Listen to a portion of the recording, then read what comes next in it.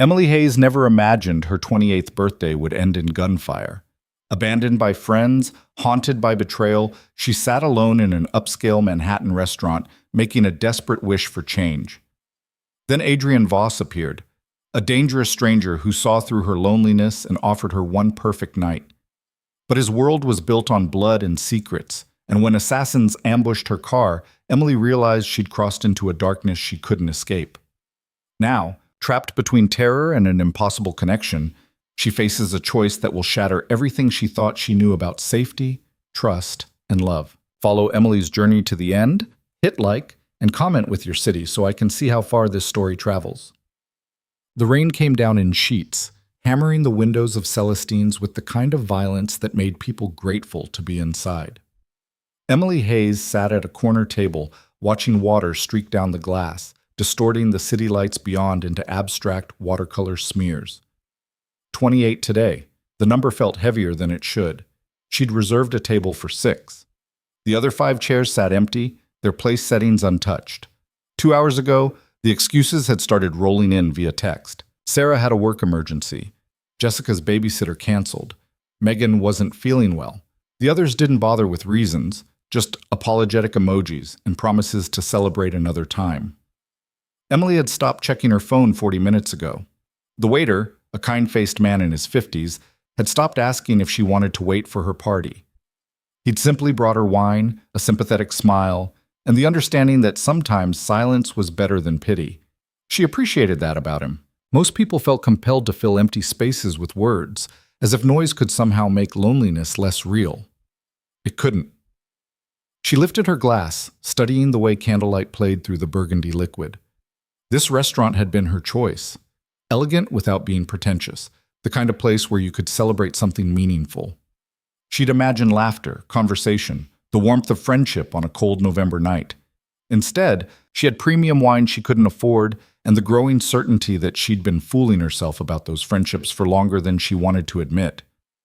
The betrayal 6 months ago had taught her that. Marcus, her fiancé of 2 years, had been sleeping with her best friend Rachel for God knows how long. When Emily discovered them, Rachel had actually seemed annoyed by the interruption, as if Emily were the one being unreasonable by coming home early to her own apartment. Marcus had at least had the decency to look ashamed, but that hadn't stopped him from moving out the same night, straight into Rachel's place. Emily had expected her other friends to take sides, to at least acknowledge how fucked up the situation was.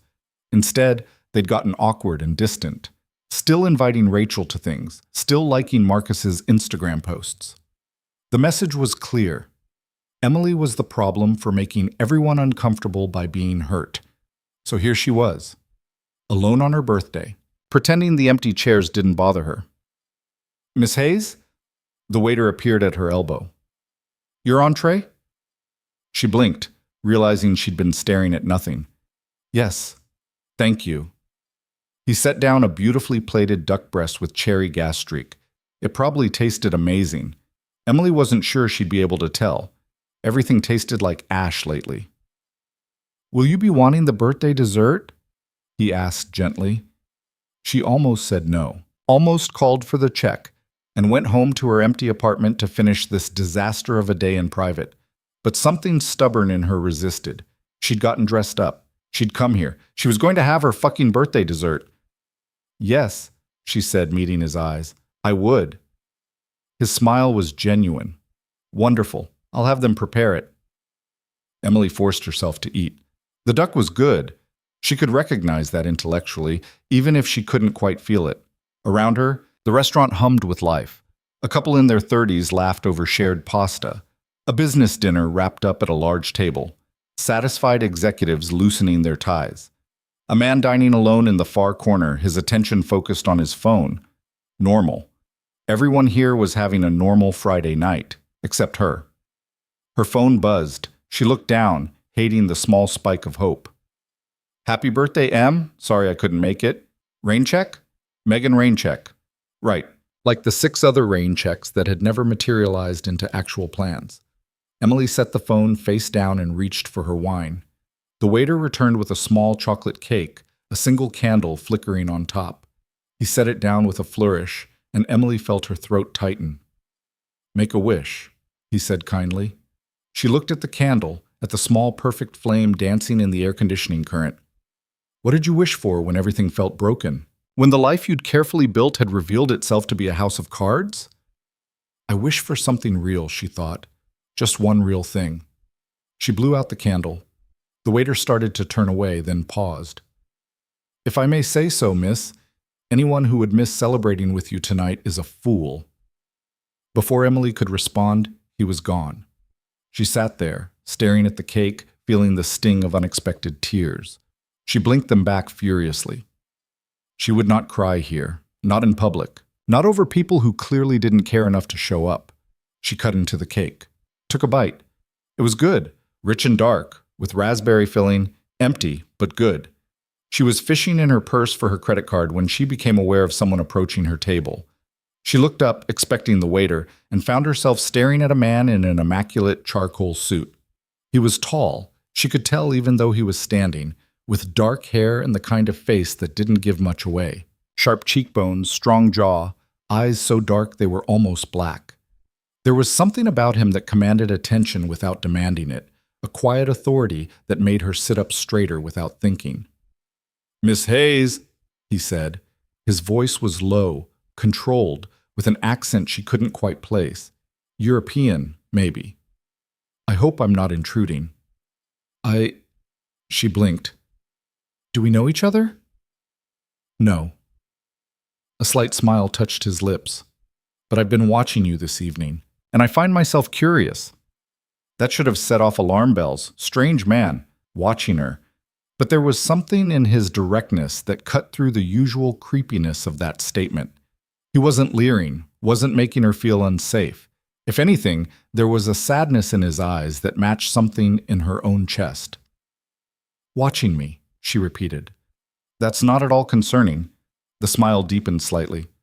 "I suppose it does sound sinister when said aloud. Allow me to clarify. I happened to notice you were dining alone on what appears to be a special occasion." He gestured to the cake. "And I found myself wondering what circumstances would lead someone to celebrate a birthday in solitude." Emily bristled despite herself. "Maybe I prefer it that way." "Perhaps." He didn't look convinced. "Or perhaps the people who should be here disappointed you." She stared at him, feeling exposed. Who the hell was this guy?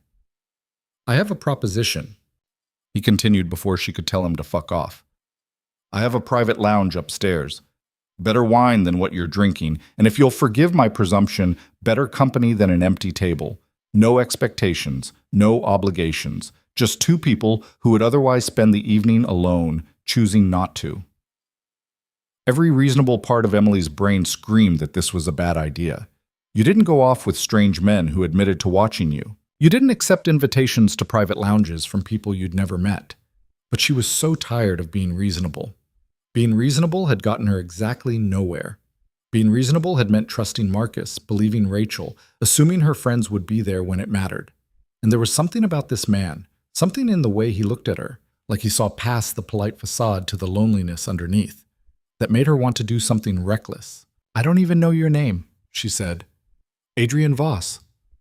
"Are you going to murder me, Adrian Voss?" That earned her a genuine smile.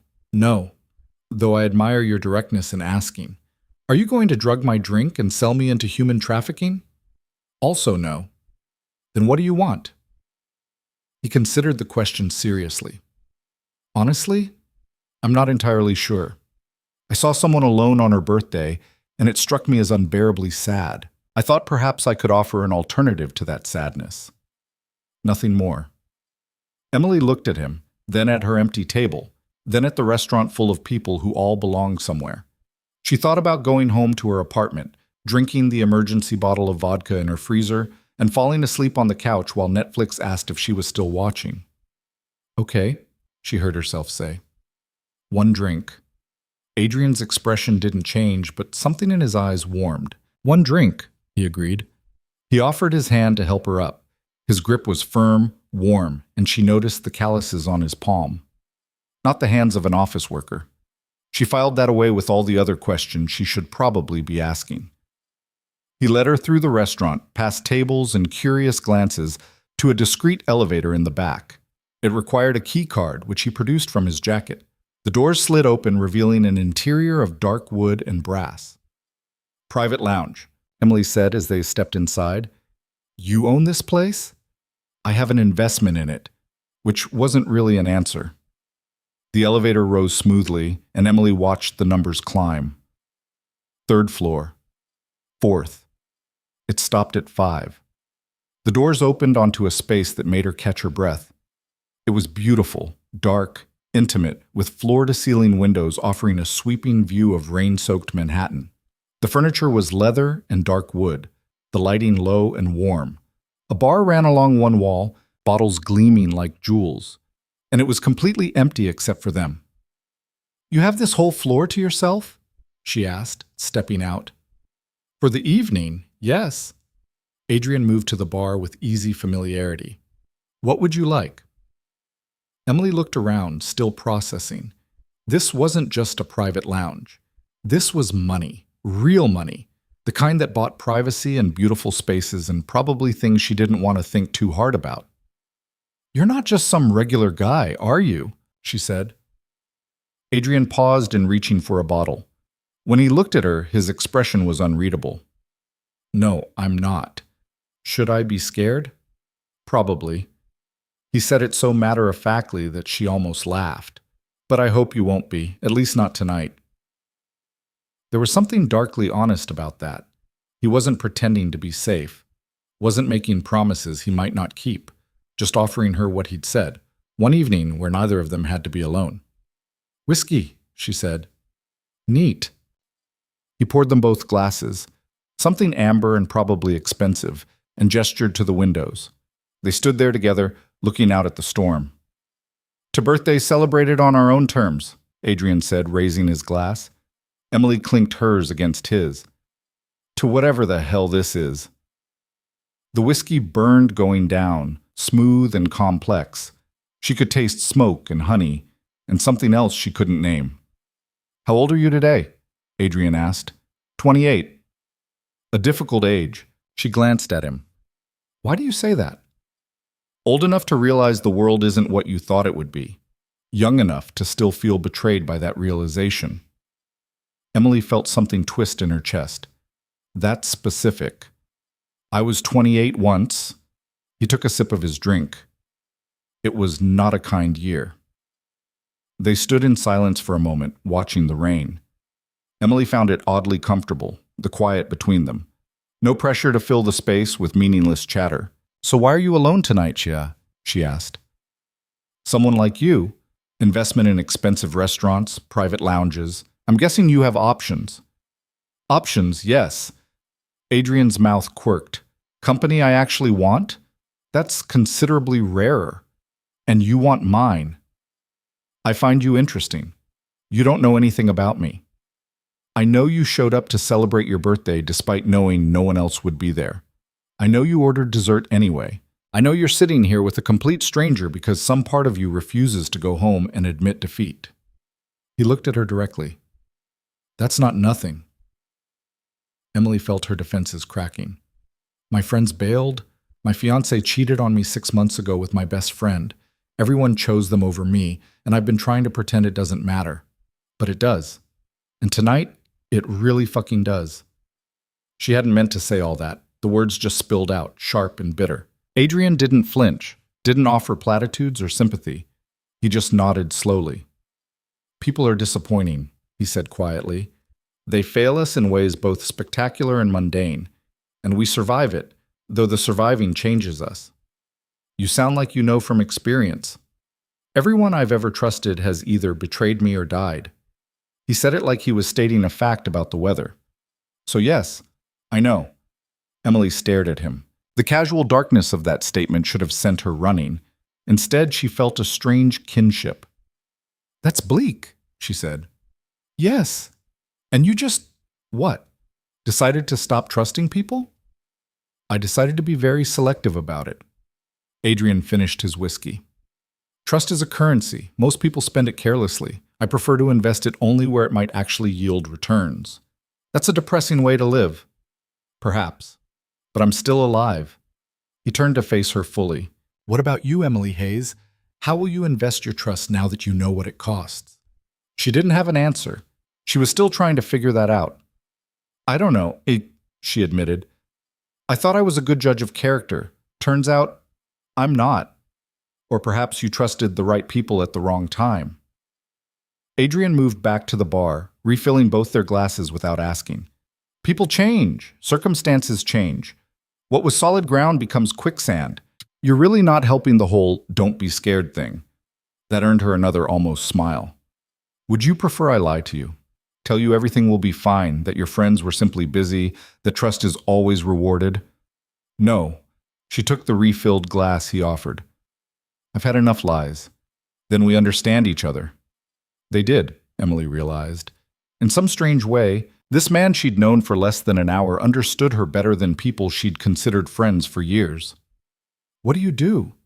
She asked, because she was curious and because the whiskey was making her brave. For a living, I mean. I facilitate transactions. That's vague. It's meant to be. So, you're a criminal. Adrian tilted his head, considering. I operate in gray areas. Some transactions are perfectly legal, others less so. But I prefer to think of myself as a problem solver who owns private lounges and watches lonely women in restaurants. I don't own the lounge. I simply have access to it. He leaned against the bar, looking relaxed in a way that somehow made him more dangerous, not less. And you're the first lonely woman I've approached in a very long time. Should I feel special? Yes. The directness of it caught her off guard. No false modesty, no deflection, just yes. Emily found she liked that about him. The honesty, even when it was brutal. Why me? She asked. Adrian was quiet for a long moment, studying her face. You reminded me of someone. Who? Myself. A long time ago. Before Emily could respond to that, Adrian's phone buzzed. He glanced at it, and something shifted in his expression, a hardening, a focus. When he looked back at her, the moment of vulnerability was gone. I apologize, but I need to make a call. It will only take a moment. He stepped away toward the far end of the lounge, phone to his ear. Emily couldn't hear what he was saying, but she watched his body language change, shoulders tensing, jaw setting. Whatever the call was about, it wasn't good. She moved to the windows, looking out at the city. From up here, Manhattan was a grid of lights fighting against the darkness. So many people out there, all living their own complicated lives, all carrying their own private disappointments. She thought about this question Adrian had asked. How would she invest her trust now? Maybe the answer was that she wouldn't. Maybe the lesson here was that trust itself was the problem, that believing in people, expecting them to show up, hoping they'd choose you. Maybe all of that was just setting yourself up for pain. But that felt wrong too. Closing herself off completely, becoming like Adrian with his carefully controlled investments of emotion. That wasn't living. That was just surviving. There had to be something in between. Adrian returned, slipping his phone into his pocket. His expression was carefully neutral, but Emily could sense tension underneath. Problem? She asked. Nothing that can't wait. But his eyes said otherwise. You're a terrible liar. Am I? Yes. Whatever that call was about, it's bothering you. Adrian looked at her for a long moment, and she saw something flicker across his face. Surprise, maybe, or appreciation. You're observant. I work in marketing. Reading people is kind of my job. Is that what you do? Marketing? Emily nodded. For a tech startup that will probably fold in 6 months, but yeah, I write copy that convinces people to buy things they don't need. And you're good at it? I used to think so. Now I'm not sure I'm good at anything. Self-pity doesn't suit you, Adrian said, but there was no cruelty in it, just observation. It's my birthday. I'm allowed some self-pity. Fair enough. He moved closer, and Emily caught the scent of his cologne, something expensive and understated. But for what it's worth, I think you're quite good at several things. Such as surviving disappointment with grace, showing up even when it's hard, being honest about your pain without weaponizing it. He paused. And if I'm not mistaken, you have an excellent instinct for when someone is lying to you. Emily felt her cheeks warm. That last one developed recently. Painful lessons often teach us the most valuable skills. His phone buzzed again. This time the tension in his jaw was unmistakable. You need to go, Emily said. No. Yes, you do. Whatever's happening, it's important. She set down her glass. Thank you for this, for the drink, for the company. It was exactly what I needed. Adrian looked torn, which was interesting. She got the sense he wasn't often torn about anything. I don't want to cut this short, he said. You're not. I'm being realistic.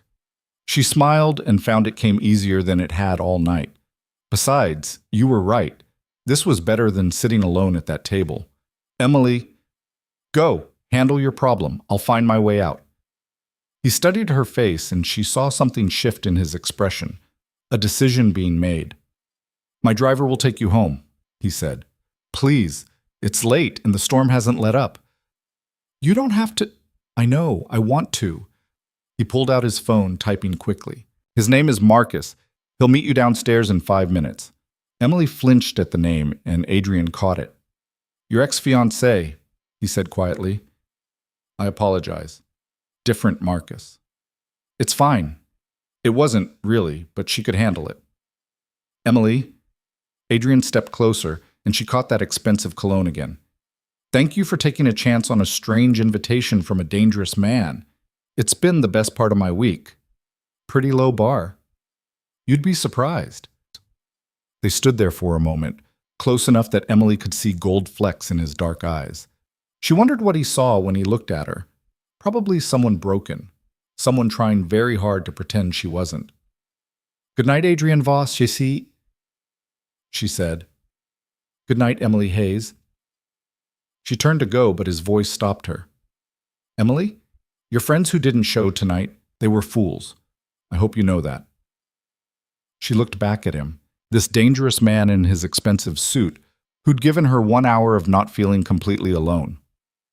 Ask me again in the morning, she said, when I'm sober.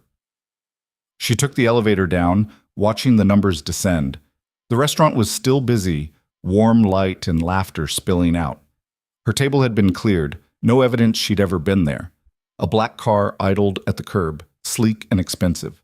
The driver, not her ex, thank God, just a man named Marcus, held the door open with professional courtesy. Miss Hayes.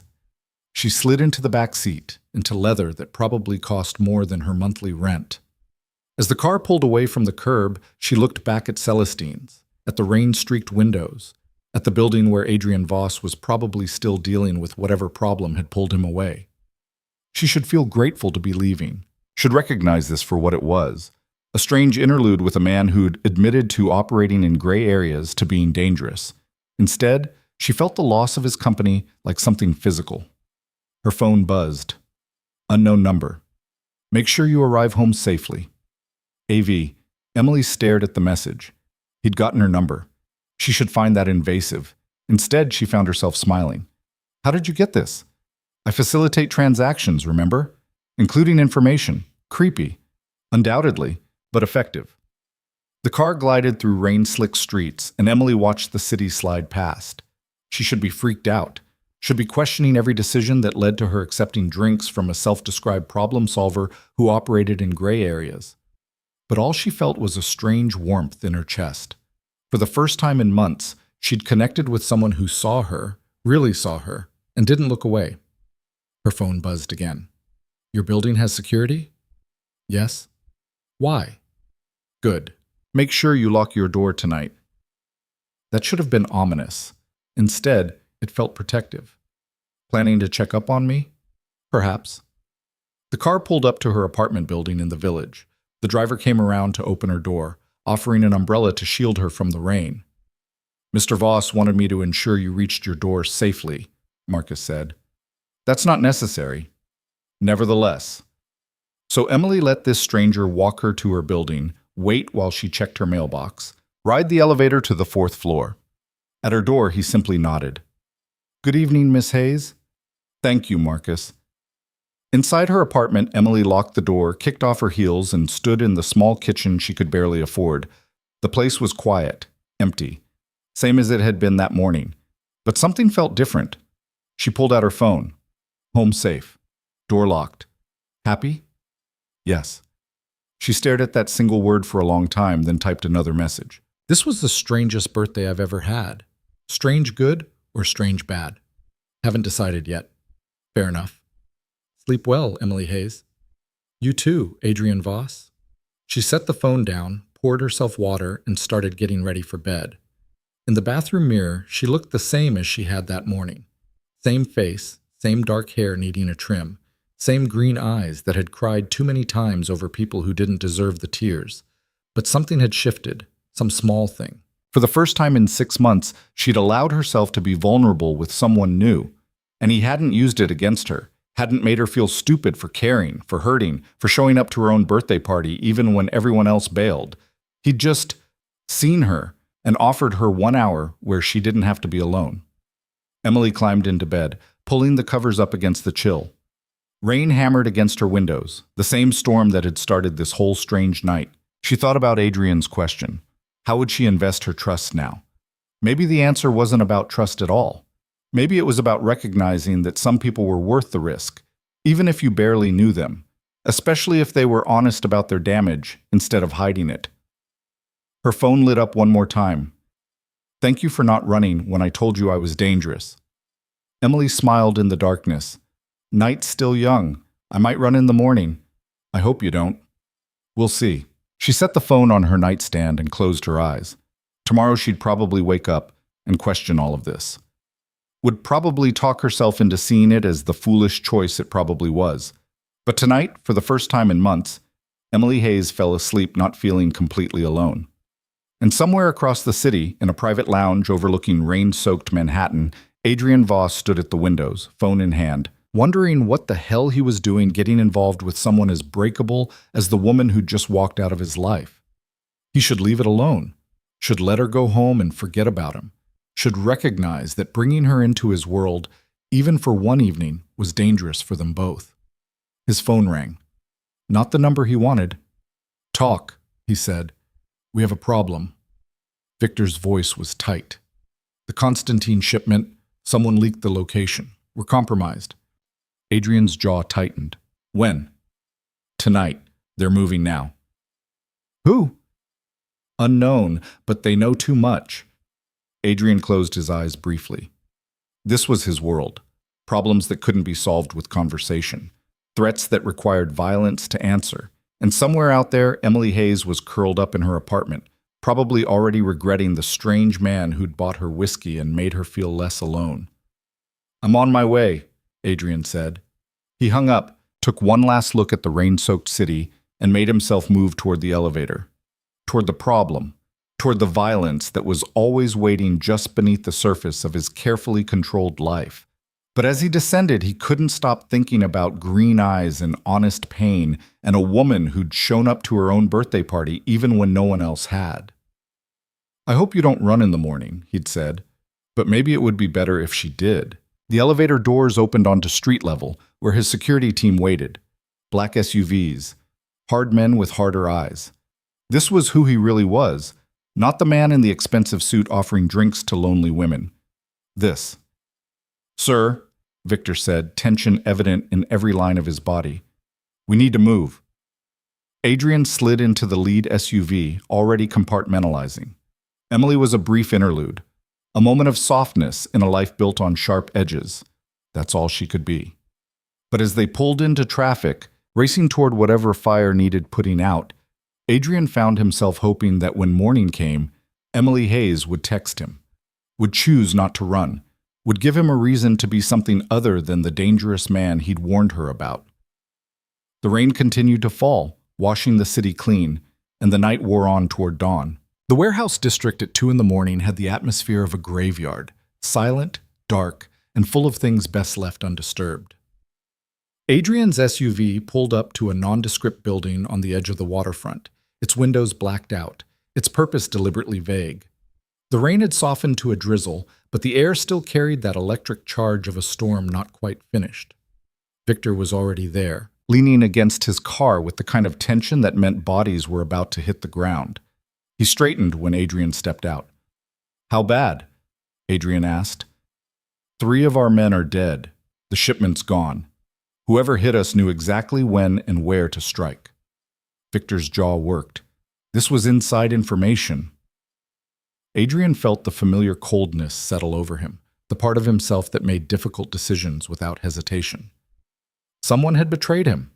Someone always did, eventually. Security footage? Eat. Wiped. Professional job. Witnesses? One, Dmitri. He's inside, barely conscious, but he saw something. They walked into the warehouse together, their footsteps echoing in the cavernous space. The smell hit Adrian immediately, blood and gunpowder, the copper and sulfur stench of violence. 3 bodies lay under tarps, dark stains spreading beneath them. His men. People who'd worked for him, trusted him to keep them safe. He'd failed them. Dmitri was propped against a support column, a medic working on a gunshot wound to his shoulder. The man's face was gray with pain and blood loss, but his eyes sharpened when he saw Adrian. "Boss, he rasped. "I'm sorry, I tried. Save it. What did you see?" Dmitri coughed, wincing. 6 men, maybe 7. Military training, definitely. They knew our positions before we even set up. It was like they had a fucking blueprint. He paused, breathing hard. But that's not the worst part. Adrian waited. They weren't here for the money. They were asking questions. About you, about your operations, about... Dimitri's eyes flickered. About a woman. Everything in Adrian went very still. What woman? They didn't have a name, just wanted to know if you'd been seen with anyone new, anyone who might be leverage. Adrian's mind immediately went to Emily, to her laughing at his dark humor, to the way she'd looked at him like she saw something worth seeing. He'd been careless. Stupidly, recklessly careless. Did they get an answer? His voice was flat, dangerous. No. They shot everyone before we could say anything. Dmitri grimaced. But boss, if they're asking, they already know something. Adrian turned to Victor. I want every camera between here and Celestine's checked. I want to know who was watching, who was following, who was taking pictures. And I want the leak found within 24 hours. Already on it. Not good enough. 12 hours. Adrian's phone was already out, pulling up his security detail. And get someone on Emily Hayes, now. Victor's eyebrows rose fractionally, the most emotion the man ever showed. The woman from tonight? Yes. Adrian, if you bring her in, you're confirming she matters. You're painting a target. She already has one. The question is whether we get to her before they do. Adrian was typing rapidly, sending encrypted messages. I want a team outside her building, discreet, and I want her phone tapped. She's going to notice. I don't care. Adrian looked up, and whatever Victor saw in his face made the man nod and step back. Consider it done. Adrian stood there in the warehouse, surrounded by death and the wreckage of his carefully controlled operation, and felt something he hadn't experienced in years. Fear. Not for himself. He'd stopped being afraid for himself a long time ago. But the idea of Emily waking up tomorrow to find armed men in her apartment, the idea of her being used as leverage against him, the idea of those green eyes going dark with terror. He pulled out his phone, hesitated, then texted her. Change of plans. Don't go to work tomorrow. Stay home. It was 2:17 a.m. She'd be asleep, probably wouldn't see the message until morning. But he had to try. What do you want done with the bodies? Victor asked quietly. Adrian looked at the 3 tarps, at the lives ended because someone wanted to send him a message. This was the cost of his world. This was what happened when you built an empire in the shadows.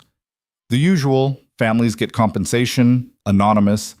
He turned toward the door. And Victor, when you find the leak, I want them alive. I have questions. Understood. The drive back across the city should have given Adrian time to think, to plan, to strategize. Instead, he kept seeing Emily's face, kept hearing her voice asking if he was going to murder her. He'd said no, had meant it. But his world had found her anyway. His phone buzzed. For a second, he hoped it was Emily. Instead, it was one of his tech people. Building secured. 2-man team in place. Subject is asleep. No activity. Adrian typed back. If anyone approaches that building who isn't a resident, I want to know immediately. Copy that. He leaned his head back against the seat, closing his eyes. This was exactly why he didn't get involved with civilians, why he kept his distance from anyone who wasn't already dirty. The moment you cared about someone clean, they became a weapon to use against you. And he cared about Emily Hayes. After one evening, 1 hour of conversation and whiskey and honesty, he was either going soft or losing his mind, possibly both. His phone rang. Blocked number. Adrian answered on the second ring. Voss? A voice he didn't recognize, electronically distorted. Interesting evening you had. Adrian's hand tightened on the phone. Who is this? Someone interested in your new friend. Pretty thing. Terrible taste in birthday celebrations. Every muscle in Adrian's body coiled. Touch her, and I'll burn your world to ash. A laugh, cold and amused. There it is. The famous Voss temper. You know, we weren't sure about her. Thought maybe she was just a random encounter. But this reaction? This tells us everything. What do you want? The Volkov shipment. You're going to deliver it to us by noon tomorrow, or we're going to deliver pieces of Miss Hayes back to you. Adrian's mind raced. The Volkov shipment was worth $8 million and represented 6 months of careful negotiation with the Russian mob. Handing it over would destroy his reputation, cost him allies, and show weakness to every enemy watching. But Emily? How do I know you won't kill her anyway? He asked, buying time. You don't, but you know for certain what happens if you refuse. A pause. Noon tomorrow. We'll send coordinates. Come alone or she dies screaming. The line went dead. Adrian immediately called Victor. They just made contact. They want the Volkov shipment. That's impossible. We can't. I know. Adrian's mind was already working through scenarios, calculating odds. But we're going to make them think we can. How long to put together a convincing fake? 6 hours if we pull everyone. But Adrian, if the Russians find out we use their shipment as bait, they won't, because we're going to get it back before anyone notices it's gone. Adrian checked his watch, 2:34 a.m. Get the team assembled. I want our best people on this. And the girl? She stays protected. Whatever happens, she doesn't get touched. Victor was quiet for a moment. You're risking everything for someone you met tonight. Yes. That's not like you. I know. Adrian ended the call. He should cut her loose, should call off the protection, let these bastards realize she meant nothing, move on to actual leverage. It would be the smart play, the safe play. But he couldn't do it. The SUV pulled up to his building, a converted industrial space in Tribeca that cost more than most people made in a lifetime. Adrian rode the private elevator to the penthouse, walked through rooms full of expensive furniture he never used, and poured himself 3 fingers of scotch he didn't want. His phone showed no response from Emily. Still asleep. Still safe in her apartment with 2 of his best men watching the building. Still completely unaware that her strange birthday evening had just made her a target. Adrian stood at the floor-to-ceiling windows, looking out at the city he'd claimed as his own through violence and strategy and careful applications of fear. Somewhere out there, people were planning to hurt Emily. Were probably watching her building right now, waiting for an opportunity. They'd never get it. His phone buzzed. Finally, Emily. Why shouldn't I go to work? He checked the timestamp. 3:47 a.m. So she'd woken up, seen his message, and immediately questioned it. Smart woman. Because I'm asking you not to. That's not an answer. It's the only one I can give you right now. A long pause. Adrian watched the dots appear and disappear as she typed and deleted, typed and deleted. This is weird, right? This whole thing is weird? Extremely. So why am I not more freaked out? I don't know. Why aren't you? Another pause. Because I think you're telling me the truth. Even when the truth is that you're dangerous. Adrian felt something tight in his chest loosen slightly. Stay home tomorrow, please. I'll explain everything, but I need you to trust me for the next 12 hours. Adrian, you're scaring me. Good. You should be scared. Just stay inside, keep your door locked, and don't open it for anyone you don't know. What's happening? I'm handling it. Just, please, stay home. The dots appeared and disappeared for almost a minute. Okay, but you owe me an explanation. I know. A real one. Not your vague facilitator of transactions bullshit. Despite everything, Adrian smiled. Deal. He watched her status change to offline, imagining her back in bed, probably staring at the ceiling, wondering what the hell she'd gotten herself into. That made two of them. Adrian's phone lit up with a message from his tech team. They tracked the distorted call to a burner phone, last pinged near the harbor. Not helpful, but at least it confirmed this was professionals, not amateurs. He scrolled through his contacts, found a name he hadn't called in 6 months, and pressed dial. "It's 4 in the morning," a woman's voice answered, gravelly with sleep and cigarettes. "I need information, Petra." "Of course you do." He heard rustling, the click of a lighter. "What kind?" "Someone hit my warehouse tonight. 3 dead, shipment gone, and they're asking about a woman." Petra went quiet. When she spoke again, the sleep was gone from her voice. "They used a civilian to get leverage? That's not your usual crowd." "I know." "Who is she?" "No one. A woman I met tonight at dinner." Adrian Voss doesn't meet women at dinner. He meets them at strategic locations for strategic purposes. This was different. Clearly. Another drag on her cigarette. "How exposed is she?" "They know her name. They know I care." Adrian hated admitting it out loud. "I need to know who's moving against me." "That's a long list, darling. Narrow it down. Military training, professional crew, good intel, and they want the Volkov shipment specifically." Petra hummed thoughtfully. "That cuts it to maybe 3 groups. The Serbs have been pissy since you cut them out of the northern route. The Italians never forgave you for that business with Marco. And then there's Konstantin." Adrian's jaw tightened at the name. Konstantin Volkov's younger brother, the one who thought Adrian had been responsible for Konstantin's arrest last year. Never mind that Konstantin had been sloppy and brought it on himself. "Yuri," Adrian said. "He's been making noise, building a crew. Word is he's looking to prove himself. By going after me. By destroying you." Petra's voice was matter-of-fact. "If it's Yuri, this doesn't end with the shipment. He wants blood." Adrian processed that. Yuri Volkov was young, hungry, and stupid enough to think violence could solve every problem. Exactly the kind of enemy who'd use a civilian as leverage. "Can you confirm?" he asked. "Give me 2 hours. But Adrian, if it is Yuri, you need to end this fast. He's not the type to be reasoned with." "I know." He hung up and immediately called Victor. "It might be Yuri Volkov." "Shit." Victor's voice was tight. "That kid's a rabid dog." "Which is why we need to move fast. How's the fake shipment coming?" "Andre's working on it. Should be ready by 7. "Good. I want it tagged.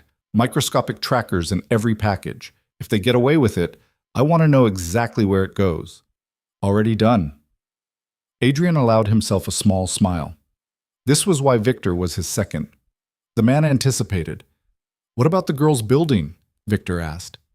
2 men watching. Nobody in or out who doesn't belong. "You know this is going to blow up in your face." "Probably. And you're doing it anyway." "Yes," Victor sighed. "You're getting soft." "Maybe." Adrian looked out at the pre-dawn darkness. "Or maybe I'm tired of everyone in my life being a transaction." "Careful, boss. That kind of thinking gets people killed." "People are already dead." Victor didn't argue with that. Adrian spent the next hour preparing. He showered, changed into clothes that allowed for movement, strapped on body armor under his shirt, checked his weapons, handgun at his hip, knife in his boot, backup piece at the small of his back. This was who he really was. Not the man in the expensive suit buying drinks for lonely women. This. The man who counted bullets and calculated kill zones and accepted that violence was always one wrong move away. At 5:30 a.m., his phone rang. Petra. "It's Yuri," she confirmed. "He's been running his mouth about teaching you a lesson. Apparently, he's convinced you set up his brother." "I didn't. I know. Yuri doesn't care about truth. He cares about reputation. And taking you down would make his... Where is he?" "That I couldn't get. But his crew's been spotted near the industrial park. And Adrian, he's got serious backing. Someone's funding this operation." "Who?" "That's the interesting part. The money's coming from offshore accounts, routed through so many shells I can't trace it. But the amounts, this isn't just Yuri playing gangster. Someone wants you gone badly enough to bankroll a war. Adrian felt the pieces clicking together. Yuri was the weapon, but someone else was pulling the trigger. Find out who, he said. I'll try. But Adrian, watch yourself. This feels bigger than a pissed-off kid with something to prove. After she hung up, Adrian stood in his kitchen, drinking coffee he couldn't taste, and thought about Emily sleeping in her apartment. Thought about the choice he'd made to approach her, to give her his number, to pull her into his orbit. One evening, 1 hour of conversation, and now she was in danger because of him. His phone buzzed. A message from his team watching her building. Subject leaving apartment. Looks dressed for work. Adrian's blood went cold. He called her immediately. She answered on the third ring, sounding breathless. I'm just going to grab coffee. No. Adrian, I can't just stay locked in my apartment. Yes, you can. That's exactly what you can do. He was already moving toward the door. Where are you? On the stairs. Why are you freaking out? Which stairs? Front or back? Front. Adrian, you're seriously scaring me now. Good.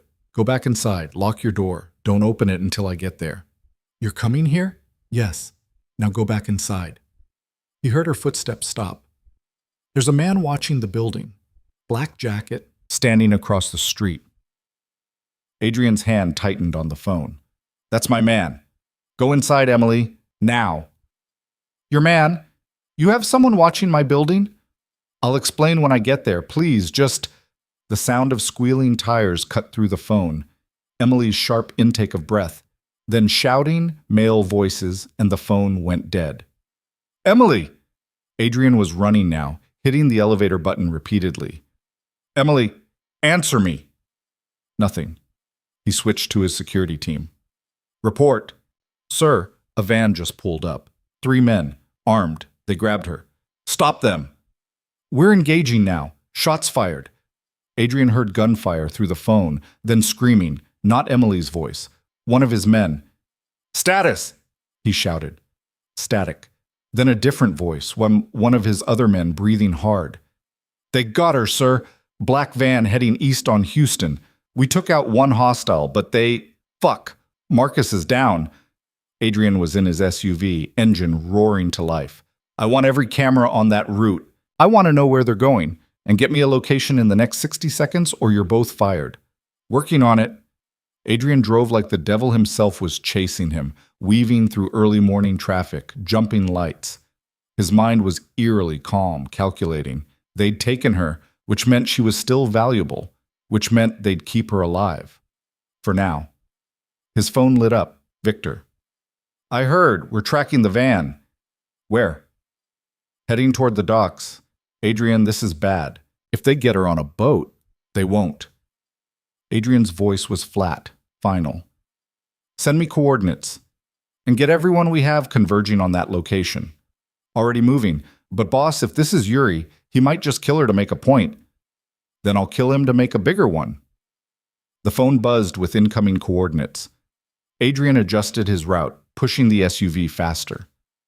Around him, the city was waking up. Delivery trucks, early commuters, people starting their ordinary days with no idea that somewhere in the chaos, a woman was being dragged toward a warehouse by men who wanted to use her pain as leverage. His phone rang.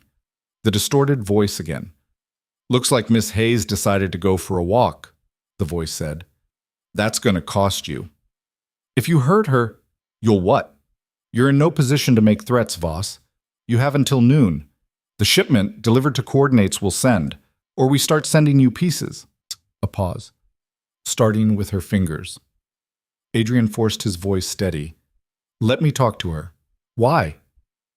Because I need to know she's alive. No proof of life. No deal. Rustling, then Emily's voice, shaky but trying for brave. Adrian? Relief crashed through him. Are you hurt? No, they grabbed me outside my building. There was shooting. Her voice cracked. What the fuck is happening? I'm coming for you. Do you understand? I'm coming. Adrian? They have guns. I don't care. Just stay calm. Don't fight them. Don't try to run. I will get you out of this. You promised you weren't going to murder me, she said, and he heard the tears she was fighting. This seems worse than murder. Despite everything, he smiled grimly. I know. I'm sorry. The phone was yanked away. Noon, Voss. Don't be late. The line went dead. Adrian drove. The warehouse where they'd taken Emily smelled like rust and river water. She'd been shoved into a metal chair, her wrists zip-tied behind her back, tight enough that her fingers were already going numb. 3 men stood around her. The one who'd grabbed her outside her building had a fresh cut across his cheek, probably from Adrian's security guy. Good. She hoped it got infected. Comfortable?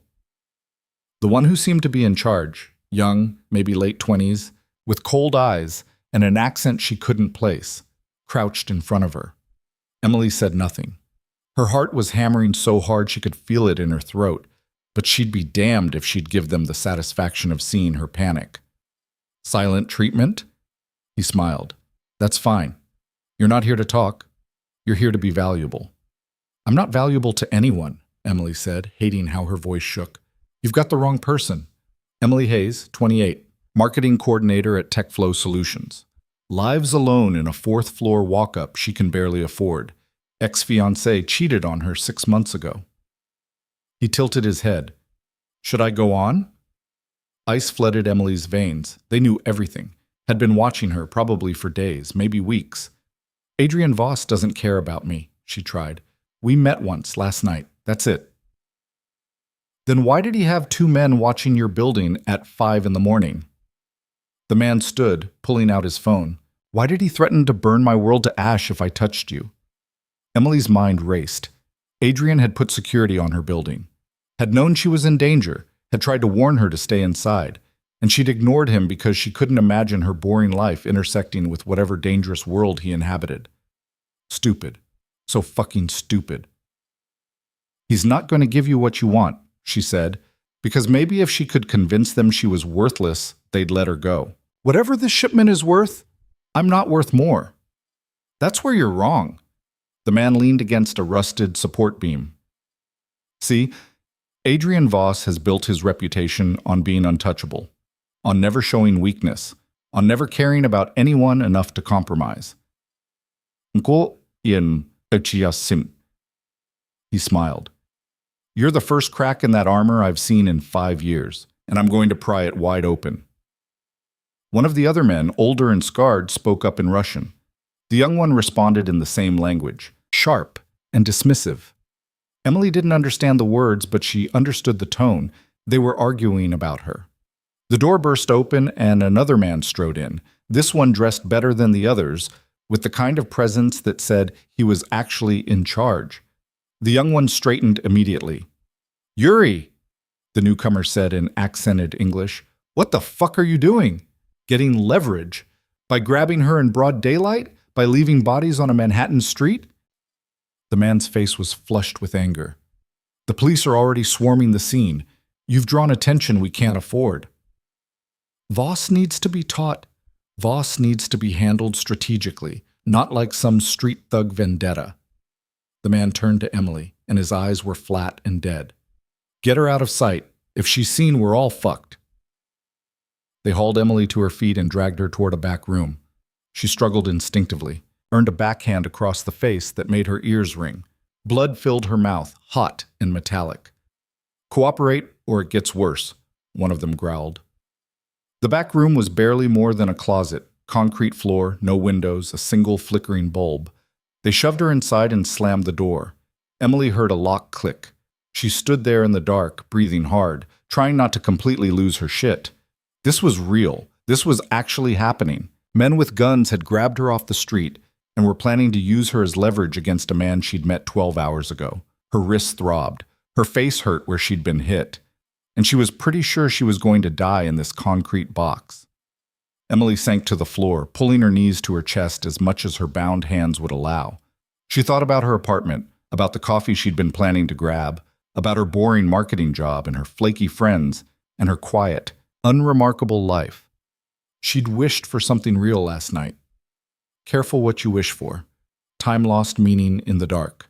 Could have been 20 minutes or 2 hours. Emily's mind kept circling back to Adrian, to the way he'd looked at her in that lounge, to his voice on the phone saying, I'm coming for you. She wanted to believe him, wanted to think he'd actually show up, that she mattered enough for him to risk whatever the hell these people were demanding. But she barely knew him, and people disappointed you. That was the one lesson she'd learned over and over. The door opened. Emily flinched back, but it was just the young one, Yuri, with a bottle of water and what looked like a protein bar.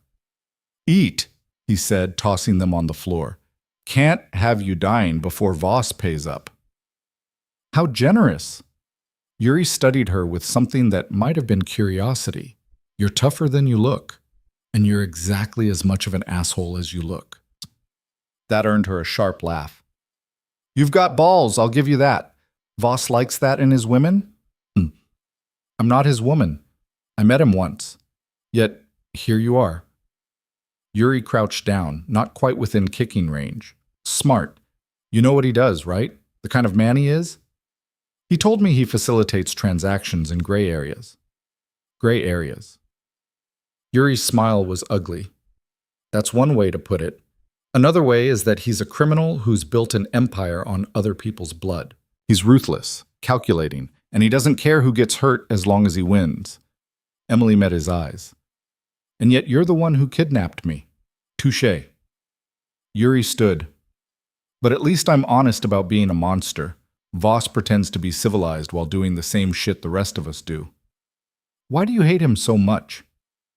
Something flickered across Yuri's face. Rage. Grief. Something raw. "He destroyed my family, put my brother in prison to die, and now I'm going to destroy everything he cares about." "I already told you. You don't have to care about him. He just has to care about you." Yuri moved toward the door. "And he does. I heard it in his voice, so you sit tight, Miss Hayes. By noon, this will all be over." "One way or another," Emily said quietly. "One way or another," Yuri agreed, and left her in the dark. Emily managed to get the water bottle open with her teeth, drank it in desperate gulps. The protein bar was harder. Her hands were completely numb now, the zip ties cutting deep. She tried to work them loose, succeeded only in making her wrists bleed. Think. She needed to think. If Adrian came with the shipment, they'd probably kill them both anyway. Why leave witnesses? Why risk Adrian coming back for revenge? If he didn't come, they'd kill her to prove they were serious. Either way, she was fucked, unless she could get out on her own. Emily looked around the room. Concrete walls, concrete floor, metal door. The only thing remotely useful was the flickering bulb overhead. She stood carefully, turned her back to the wall, and started scraping the zip ties against the rough concrete. It was slow, painful work, and she had no idea if it would even work, but it was better than sitting here waiting to die. Across the city, Adrian's SUV screeched to a halt outside an industrial building near the docks. Victor was already there with 8 men, all armed, all looking grim. "This is the place?" Adrian asked, climbing out. Van was spotted heading this direction. Heat signatures show at least 10 bodies inside. Victor pulled up a tablet showing thermal imaging. Most concentrated in the main floor, one signature separated in a back room. Emily. "How do you want to play this?" Victor asked. Adrian looked at the building, calculating. A direct assault would get people killed, probably including Emily. But waiting for noon gave Yuri time to move her, time to set up an ambush, time to hurt her. "We go in quiet. 2 teams. Victor, you take 4 men around back. I'll take the front with the others. We locate Emily first, extract her, then deal with Yuri. And if they see us coming, they won't." Adrian checked his weapons, made sure his earpiece was secure. Around him, his men did the same, professionals who'd done this before, who knew the cost and paid it anyway. "Rules of engagement?" Victor asked. "Anyone who gets between us and Emily goes down. I don't care about casualties on their side." Adrian's voice was cold. "But I want Yuri alive. He answers questions before he dies." The men nodded, faces hard. They moved in silence, splitting into teams. Adrian led his group through a side entrance, using bolt cutters on the chain. Inside the building was a maze of corridors and storage rooms, everything coated in decades of industrial grime. Adrian's earpiece crackled. "Back entrance secured, no contact yet. Copy. Moving to main floor." They advanced in formation, weapons ready. Adrian could hear voices ahead, Russian, arguing about something. He held up a fist, signaling his team to halt. Carefully, he peered around a corner. The main floor opened into a large warehouse space. 6 men, all armed. And in the center, the young one from the phone call, Yuri, pacing like a caged animal. No Emily. Adrian's jaw tightened. She had to be in that back room Victor's scan had picked up. He signaled to his team, pointed to positions. They needed to draw these men away from Emily's location before things went loud. Then Yuri's phone rang. "What?" Yuri snapped, answering. His face went pale. "When? How many?" Something was wrong. "Fuck!" Yuri shouted, throwing his phone. "Voss is here. He's already in the building." So much for quiet. Adrian made a split-second decision and stepped out into the open, weapon raised. "Looking for me?" he said. 6 guns swung toward him. Adrian's men emerged from their positions simultaneously, creating a Mexican standoff. "Adrian Voss, Yuri said, and Adrian could see the fear beneath the bravado. "You're early. Where is she?" "Safe, for now." Yuri's hand twitched toward his weapon. "You bring the shipment? You think I'm stupid enough to bring $8 million into a trap?" Adrian took a step forward. His men matched him. "I want Emily. Then we'll talk about your demands." "That's not how this works." "That's exactly how this works. Because right now you're surrounded by men who are much better at killing than you are. Your options are simple. Give me Emily and maybe walk out of here or die in the next 30 seconds. Choose." Yuri's face flushed with rage. "You arrogant—" The first shot came from somewhere to Adrian's left, not one of his men. Then everything went to hell. Gunfire erupted from all sides. Adrian dove behind a support column as bullets chewed through the air where he'd been standing. His men returned fire, the warehouse filling with the deafening crack of weapons. Adrian keyed his mic. "Victor, get to that back room now!" "On it!" More gunfire. Adrian counted 4 hostiles down, but Yuri had disappeared in the chaos. Fuck. He moved through the firefight with practiced efficiency, dropping 2 more of Yuri's men. His own team was holding position, but this was taking too long. Every second, Emily was in danger. "Boss, we've got a problem!" Victor's voice crackled through his earpiece. "The back room's empty. She's not here." Adrian's blood went cold. "What?" "Room's clear. Signs of restraints, blood on the floor, but no girl. They'd moved her, or she'd escaped, or..." An explosion rocked the building, concrete dust raining down. Adrian's ears rang as he struggled to process what just happened. "North wall breach," someone shouted. "We've got incoming." Through the smoke and chaos, Adrian saw them. Another team, at least 6 men, heavily armed and moving with military precision. Not Yuri's crew. Someone else. "Fall back," Adrian ordered. "Defensive positions." But his team was caught in a crossfire now. Yuri's men on one side and these new arrivals on the other. 2 of his men went down in the first volley. Adrian fought his way toward the back corridor, toward where Emily should have been. He had to find her. Had to! A hand grabbed his shoulder and spun him around. Adrian's gun came up automatically, finger on the trigger, and stopped an inch from Victor's face. "She's not here," Victor said urgently. "We need to extract now or we all die." "I'm not leaving without her." "She's not in this building. Adrian, listen to me. This was a setup. They wanted you here." More gunfire. One of the new arrivals lobbed a flashbang, the concussive blast making Adrian's vision white out. When it cleared, Victor was dragging him backward toward an exit. Adrian fought him, but Victor was stronger and not blinded by desperation. "We regroup," Victor shouted over the noise. "Find her another way, but not like this." They burst out into daylight, Adrian's remaining men covering their retreat. Behind them, the building was a war zone, smoke billowing from broken windows. Adrian's SUV was riddled with bullet holes. They piled into Victor's vehicle instead, tires screaming as they pulled away from the scene. "Status?" Adrian demanded, checking his weapon. 4 men down, 2 wounded. Victor's voice was tight. "This wasn't just Yuri. Someone else is playing." "I know." Adrian's mind was racing. The setup had been too clean, too coordinated. Petra said someone was funding Yuri's operation. Whoever that is, they just showed their hand. His phone rang, the distorted voice. "Impressive response time, Voss, but you're still missing something." "Where is she?" Adrian's voice was deadly calm. Somewhere you won't find her, and every hour you don't deliver that shipment. She loses a finger. Starting at 1 p.m., that gives you a pause. 43 minutes. Better hurry. If you hurt her, you'll what? You just lost 4 men and gained nothing. You're in no position to threaten me. The voice turned colder. Shipment, 1 p.m. Coordinates are being sent now. Come alone or she dies. The line went dead. Adrian stared at his phone, at the incoming coordinates. They pointed to a location across the river in New Jersey. Industrial park, plenty of cover, perfect for an ambush.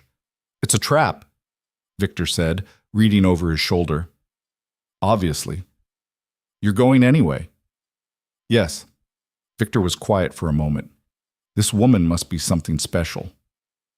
Adrian thought about Emily blowing out her birthday candle, making a wish for something real. Thought about her voice on the phone, scared but trying to be brave. She is, he said quietly. Then we do this smart. I'll take a team, set up Overwatch. You go in with the shipment. The fake shipment. Right, but we need insurance. Something they want more than killing you. Adrian's phone buzzed. A message from Petra. Found your banker. You're not going to like it. He opened the attachment and felt everything click into place. The offshore accounts funding Yuri's operation traced back to a shell company owned by Dmitry Volkov, Konstantin and Yuri's father, supposedly retired but clearly not. This wasn't about a shipment. This was about destroying Adrian completely, using his own conscience against him. Clever bastard, Adrian muttered. Who? Dmitry Volkov. He's orchestrating this, using Yuri as the weapon but pulling the strings. Adrian's mind was already calculating. He knows I won't sacrifice a civilian. He's banking on it. So what do we do? Adrian looked at the coordinates, at the clock ticking down to 1 p.m., at the message from someone who thought they'd backed him into a corner. We changed the rule, he said. Emily had been scraping her zip ties against the concrete for what felt like hours when the door finally gave. Not the lock. She'd managed to work the hinges loose, the old metal corroded enough that determined effort made them give. She pushed the door open carefully, listening. Voices in the distance, then gunfire. A lot of gunfire. Adrian had come for her. Emily's heart hammered as she crept down the corridor, hands still bound but at least free from the wall. The warehouse was chaos, smoke, shouting, the continuous crack of weapons. She had no idea which direction was out, just knew she had to move. A door to her right stood ajar. Emily slipped through, found herself in what looked like an old office. Desk, filing cabinets, a window covered in grime. The window. She grabbed a chair, smashed it through the glass. The noise was lost in the gunfire. Emily knocked out the remaining shards, boosted herself up, and squeezed through. The drop was maybe 8 feet. She landed hard, rolled, felt something in her ankle scream protest. But she was outside. Emily ran. Behind her, the building erupted in another explosion. She didn't look back, just kept moving, zip ties still cutting into her wrists, ankle throbbing, lungs burning. She made it 2 blocks before her legs gave out, collapsed against a dumpster in an alley, gasping, trying not to pass out. Her phone was gone. Taken when they'd grabbed her. No way to call for help. Movement at the alley entrance. Emily tensed, ready to run despite her ankle. But it was an older woman, walking a small dog, who stopped and stared. Miss, are you all right? Emily looked down at herself, dirty, bleeding, hands bound behind her back. She probably looked like a crime scene. I need the police, she managed, and someone needs to tell Adrian Voss I'm alive. The woman with the dog stared at Emily like she'd materialized from another dimension, which, given Emily's current state, bleeding, bound, and half-collapsed in an alley, wasn't far from the truth. I'm calling 911, the woman said, already pulling out her phone. No, wait. Emily tried to stand, her ankle giving a sharp protest. Not the police. I need you to call someone else. Honey, you need the police and an ambulance. What happened to you? Emily's mind raced. If the police got involved, there'd be questions, reports, an investigation, and somehow she knew that would make things worse, not better. Adrian operated in shadows. Bringing official attention would either get him arrested or paint an even bigger target on both of them. But she had no phone, no way to contact him, and no idea if he was even alive after that firefight. "Please," Emily said, hearing the desperation in her own voice. "Just, can you cut these zip ties? Then I'll explain." The woman hesitated, clearly torn between helping and getting the hell away from this obvious disaster. Her dog, a small terrier, sniffed at Emily's shoe and wagged its tail. "Buster likes you," the woman said finally, as if that settled something. "Okay, hold still." She dug in her purse, produced a small knife, one of those Swiss Army things, and carefully sawed through the zip ties. The relief when Emily's hands came free was so intense she almost cried. "Thank you," she breathed, rubbing her raw wrists. "Now tell me what happened." Emily looked at the stranger who'd stopped to help, at her concerned face and practical shoes, and the little dog named Buster, and felt the weight of the last 12 hours crash over her. "I met someone last night," she started, "and it turns out his life is a lot more complicated than mine." The woman, she introduced herself as Margaret, ended up calling Emily a cab, lending her $40, and making her promise to see a doctor about her ankle. Emily promised things she had no intention of following through on, climbed into the cab with Margaret's worried face watching her go, and gave the driver an address she'd only seen once. Adrian's building in Tribeca. She had no idea if he'd be there, no idea if he was alive, but it was the only place she could think to go. The cab driver kept glancing at her in the rearview mirror, clearly worried about this bleeding woman who looked like she'd been in a fight. Emily avoided his eyes, pressed Margaret's cash into his hand when they arrived, and limped into the building before he could ask questions. The lobby was all glass and steel and the kind of expensive minimalism that screamed money. A doorman intercepted her immediately. "Miss, can I help you?" "I need to see Adrian Voss, penthouse." The doorman's eyes traveled over her disheveled state. "I'm afraid, mister, Voss isn't receiving visitors. Tell him Emily Hayes is here. Tell him I'm alive. He'll want to know." Dusky. Well, something in her tone must have convinced him, because he picked up a phone, spoke quietly, then looked at her with new wariness. "Someone's coming down for you." 2 minutes later, the elevator opened and Victor stepped out. He took one look at Emily, and his normally impassive face showed something like shock. "How? I escaped. Where's Adrian?" "Preparing for a meeting with the people who took you. He thinks you're still captive. Then we need to tell him I'm not." Emily limped toward the elevator. "Now." Victor caught her arm, gentle but firm. "Miss Hayes, you're injured.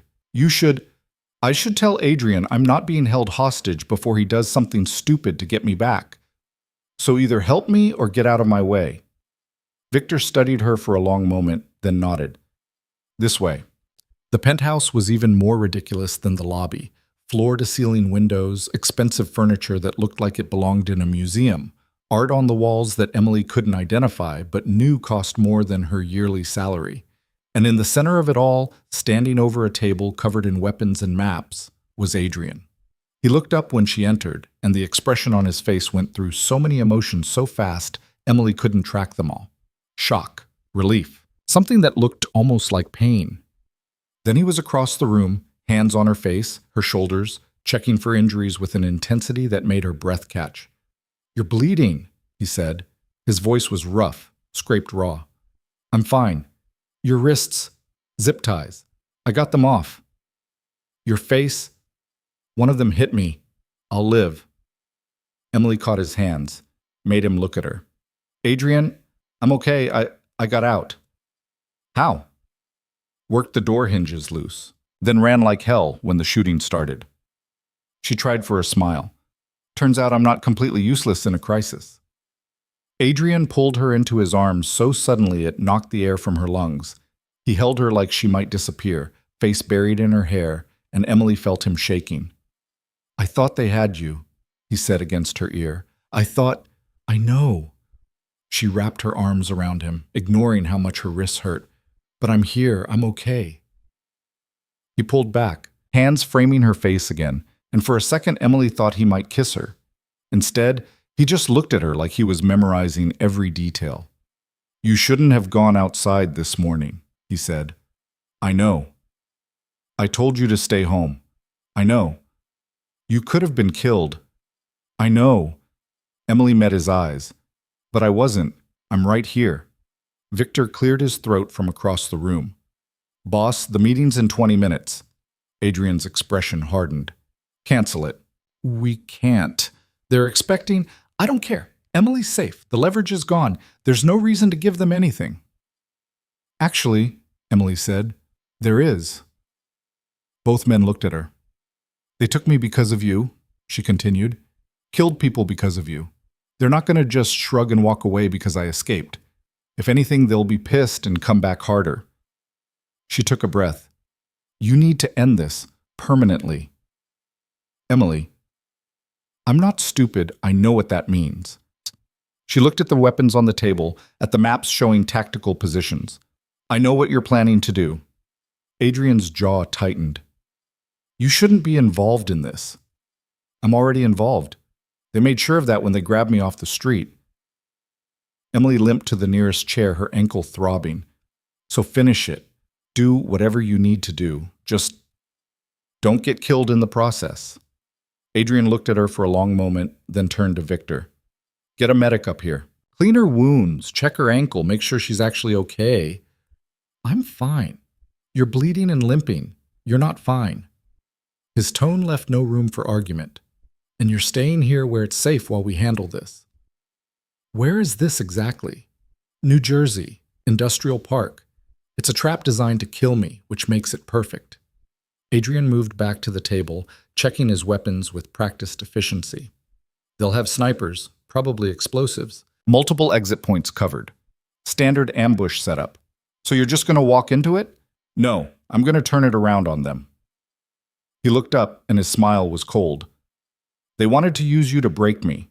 Instead, they're about to learn what happens when you actually make me angry. Emily watched him load magazines, strap on body armor, transform from the man who'd bought her whiskey into something harder and considerably more dangerous. The people who did this, she said quietly. Who are they? Dmitry Volkov, Russian mob family.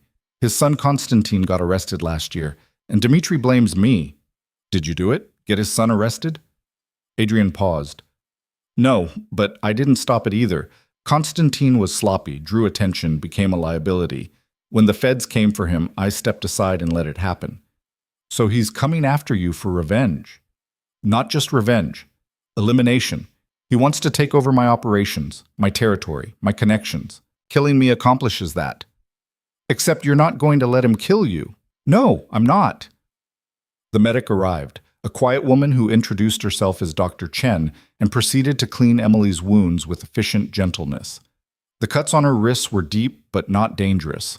Her ankle was sprained, not broken. The bruise on her face would fade. You're lucky, Dr. Chen said, wrapping Emily's ankle.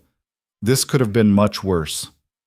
Emily thought about the gunfire, the explosions, the casual way Yuri had talked about cutting off her fingers. I know. When Dr. Chen left, Emily found Adrian standing at the windows, looking out at the city. He'd put on a black tactical jacket over his armor, and with his weapons strapped on, he looked like exactly what he was, a man preparing for war. You don't have to do this alone, Emily said. I'm not alone. I have Victor and a team. That's not what I meant. Adrian turned to look at her. What did you mean? I don't know. Emily struggled to articulate what she was feeling. Last night, you told me everyone you've trusted has either betrayed you or died, that you were selective about trust because it's costly. But you trusted me enough to try to protect me, to put security on my building, to come for me when they took me. That's different. How? Because you didn't ask for any of this. Because you're not part of my world. Because...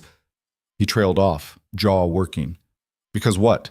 Adrian crossed the room, stood close enough that Emily could see the gold flecks in his dark eyes. Because when I saw you last night, sitting alone at that table, I saw someone who deserved better than what life had given her. And I wanted, just for one evening, to give you something better. You did, Emily said softly. And then your world crashed into mine and everything went to hell. Yes. So now what? Now I eliminate the threat. Make sure Dmitry Volkov understands that touching you was the worst mistake he's ever made. And then, he hesitated, then I don't know. That's honest. I'm trying to be. With you, at least. Adrian reached out, tucked a strand of hair behind her ear. You should leave New York, disappear for a while, let this settle. Is that what you want? It's what's safe. That's not what I asked. Adrian's hand cupped her cheek, thumb brushing over the bruise there. What I want is irrelevant. What matters is keeping you alive. I'm already alive. I got myself out, remember? This time. What about next time? What makes you think there'll be a next time? Because this is my life, Emily. There's always a next time. Different enemy, same bullshit. His voice was rough. You deserve better than looking over your shoulder, wondering if someone's going to grab you to get to me. Emily caught his hand, held it against her face. Maybe. Or maybe I deserve someone who sees me for who I am and doesn't run away when things get hard. This is more than hard. This is dangerous, complicated, messy. I know. She smiled slightly. Seems to be my theme lately. Victor appeared in the doorway. Boss, we need to move. Adrian's hand fell away from Emily's face. He looked torn, and she realized this was probably the first time he'd ever second-guessed a tactical decision because of how someone else might feel about it. Go, she said. Finish this. I'll be here when you get back. Emily, I mean it. I'm not running. I'm not disappearing. I'm staying right here until you come back and we figure out what the hell we're doing. She stood, ignoring her ankle's protest. But you need to promise me something. What? Don't die. I've had a spectacularly shitty year, and I'd really prefer not to add "got a man killed" to the list. That pulled a rough laugh from him. I'll do my best. Your best better be good enough.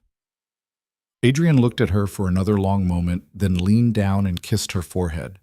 It was brief, gentle, and somehow more intimate than anything that had happened between them. Stay here, he said. Dr. Chen will check on you. Don't open the door for anyone else. I know the drill. Lock the door. Don't trust strangers. Wait for the dangerous man to come back from his murder mission. It's not a murder mission. What would you call it? Adrian smiled, and it was cold enough to make Emily shiver. Problem solving. He left with Victor, and Emily was alone in the penthouse with its expensive furniture and panoramic views. She limped to the windows, looked out at Manhattan spread below like a glittering promise. Somewhere out there, Adrian was heading into a trap designed to kill him, and all she could do was wait. Her phone was gone, lost when they'd grabbed her. No way to call anyone, no way to check in with work, no way to do anything except sit here and think about all the ways this could go wrong. Emily found Adrian's liquor cabinet, poured herself a generous scotch, and settled on the couch to wait. The industrial park in Jersey looked exactly like the kind of place where people went to die. Abandoned warehouses, rusted equipment, enough cover for an army. Adrian's team had arrived 30 minutes early, setting up their own positions, countering the expected ambush with one of their own. Victor's voice crackled in Adrian's earpiece. 3 snipers confirmed. Rooftops at 2, 4, and 7 o'clock. Ground team estimate 12 to 15 hostiles. Are people in position? Affirmative. We've got counter snipers ready. On your signal. Adrian checked his watch. 1 p.m. exactly. He stepped out of the SUV alone as instructed, carrying a duffel bag that supposedly contained $8 million in bearer bonds. Actually contained newspaper and a brick of C4 rigged to his phone. The meeting point was an open courtyard between buildings, deliberately exposed, designed to make him vulnerable. Adrian walked to the center, set down the bag, and waited. Dmitry Volkov emerged from the shadows, flanked by 6 armed men. He was in his 60s, silver-haired and distinguished-looking, the kind of man who'd kill you and then go to the opera. Mr. Voss, Dmitry said in accented English. Punctual. I appreciate that. Where's Emily? Safe, assuming that's really the shipment. Dmitry nodded to one of his men, who approached the bag cautiously. Adrian watched the man unzip it, rifle through the newspaper, find the C4. It's a bomb! The man shouted, stumbling back. Every gun swung toward Adrian. Relax, Adrian said calmly. It's insurance. The detonator is linked to my heartbeat. I die. We all die. Simple. That was a lie. The detonator was in his pocket, manually triggered, but they didn't need to know that. Dmitry's expression hardened. You're bluffing. Am I? Test it and find out. Silence. Dimitri's men looked nervous. The old man himself looked calculating. You came here to negotiate? Dimitri asked. No, I came here to deliver a message. Adrian's voice was cold. Emily Hayes is off limits, permanently. You touch her again, even look at her wrong, and I will burn everything you've built to the ground. Bold words for a man surrounded by my people. Your people are being targeted by mine right now. Check your snipers. Dimitri's face went pale. He barked something in Russian. One of his men spoke into a radio, went silent, spoke again with increasing urgency. Your men aren't responding because they're dead, Adrian said. My counter-snipers dropped them 2 minutes ago. Your ground team is surrounded. You have about 30 seconds to decide how this ends. You wouldn't detonate that bomb. You'd die too. Maybe I would. Maybe I'm tired of people thinking they can use innocent women as leverage against me. Maybe I'm done playing nice. Adrian took a step forward. Or maybe you should consider that I've already won, and this conversation is just me being polite about it. Dimitri's jaw worked. Around him, his men shifted nervously, clearly wondering if they were about to die in the next few seconds. What do you want? Dimitri asked finally. You leave. Tonight. You and your entire operation. Go back to Moscow. Go to Miami. Go to hell for all I care. But you leave New York and you never come back. And if I refuse, then you die here. Your organization collapses and your remaining son spends the rest of his life looking over his shoulder. Yuri is, at my secondary location, currently zip-tied to a chair and learning what happens when you kidnap civilians. Adrian's smile was razor-sharp. He'll be released unharmed when you agree to my terms. Refuse, and I'll send him back to you in pieces. Dimitri's face went through several shades of rage. You have no honor. No, I have boundaries, and you cross them. For a long moment, the two men stared at each other across the courtyard. Then Dimitri gave a sharp nod. We leave tonight. Smart choice. But this isn't over, Voss. Yes, it is. Because if I see you or anyone connected to you within 100 miles of New York, I won't bother with warnings. I'll just start killing. Adrian gestured to the bag. Take your fake shipment as a souvenir. Consider it motivation to keep your word. Dimitri's men moved to flank him as he turned to leave. At the courtyard entrance, he paused. The girl, he said, she must be extraordinary to make you care this much. She is, Adrian said, which is why I'll level cities to keep her safe. Dimitri left without another word. Victor's voice crackled in Adrian's ear. That was either brilliant or completely insane. Both, Adrian said, pulling out the actual detonator. Send the all clear and get Yuri ready for transport. I want him across state lines before his father realizes we're not actually holding him. Already done? Boss, you know this isn't really over, right? Dimitri's going to hold a grudge. Let him, as long as he holds it from a distance. Adrian walked back to his SUV, feeling the adrenaline start to drain. How many casualties on our side? None. 3 wounded, nothing serious. Good. Get them medical attention. Adrian climbed into the vehicle. And Victor? Thank you. For what? For not telling me this was a terrible idea. Victor laughed. Oh, it was definitely a terrible idea. But the woman's got guts, and you clearly have terrible taste. Someone had to help you not die over it. The drive back to Manhattan took 40 minutes that felt like hours. Adrian's phone buzzed with status updates. Dimitri's crew was already mobilizing to leave. Yuri had been dumped at a bus station with a warning to get out of town. The scene at the industrial park was being cleaned. Everything had gone according to plan. So why did Adrian still feel like he was waiting for the other shoe to drop? He took the elevator up to his penthouse, keyed in the security code, and found Emily exactly where he'd left her, curled up on his couch with a glass of scotch, staring out at the city. She looked up when he entered, and relief flooded her face. You're alive, she said. I'm alive. All your parts intact? All of them. Emily set down her glass and stood, limping over to him. She looked him over carefully, checking for injuries he didn't have, then punched him in the shoulder. Ow, Adrian said, surprised. What was that for? For making me sit here for 2 hours wondering if you were dead. I told you I wouldn't die. You said you'd do your best, That's not the same thing. But she was smiling slightly, eyes bright with unshed tears. Adrian pulled her into his arms, and this time she came willingly, wrapping herself around him like she needed the contact as much as he did. "It's over," he said against her hair. "Dimitri's leaving the city. Yuri's gone. You're safe." "Are you sure?" "As sure as I can be in my line of work." Emily pulled back to look at him. "So now what?" "Now you decide." Adrian forced himself to meet her eyes, to be honest, even though it might cost him. "You can walk away. Go back to your life. Pretend last night never happened. Or you can stay. See where this goes. Accept that my life is complicated and dangerous and not what you signed up for when you agreed to a drink in a private lounge." Emily bit her lip, thinking, "If I stay, what does that look like?" "I don't know," Adrian admitted. "I've never done this before. The caring about someone, wanting to protect them, being willing to burn the world to keep them safe thing. That's a lot." "I know. Too much, probably." "Maybe."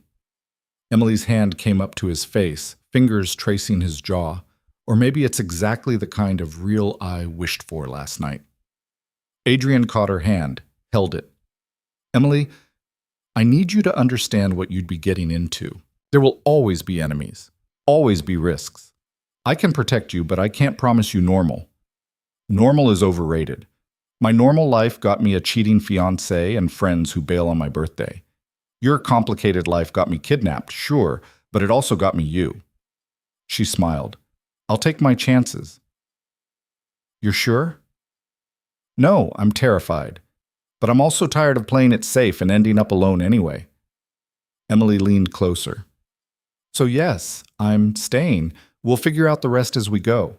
Adrian kissed her then, properly this time, and it tasted like scotch and relief and the beginning of something he'd never thought he'd have. When they finally broke apart, both breathing hard, Emily grinned up at him.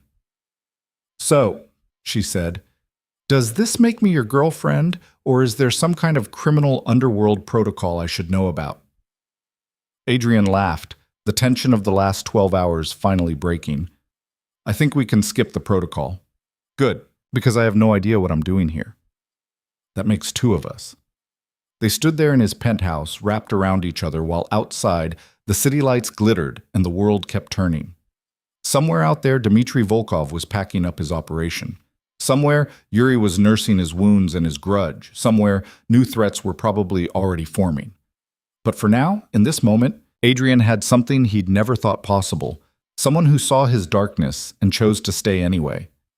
"I'm still mad at you for the security detail," Emily said against his chest. "Noted.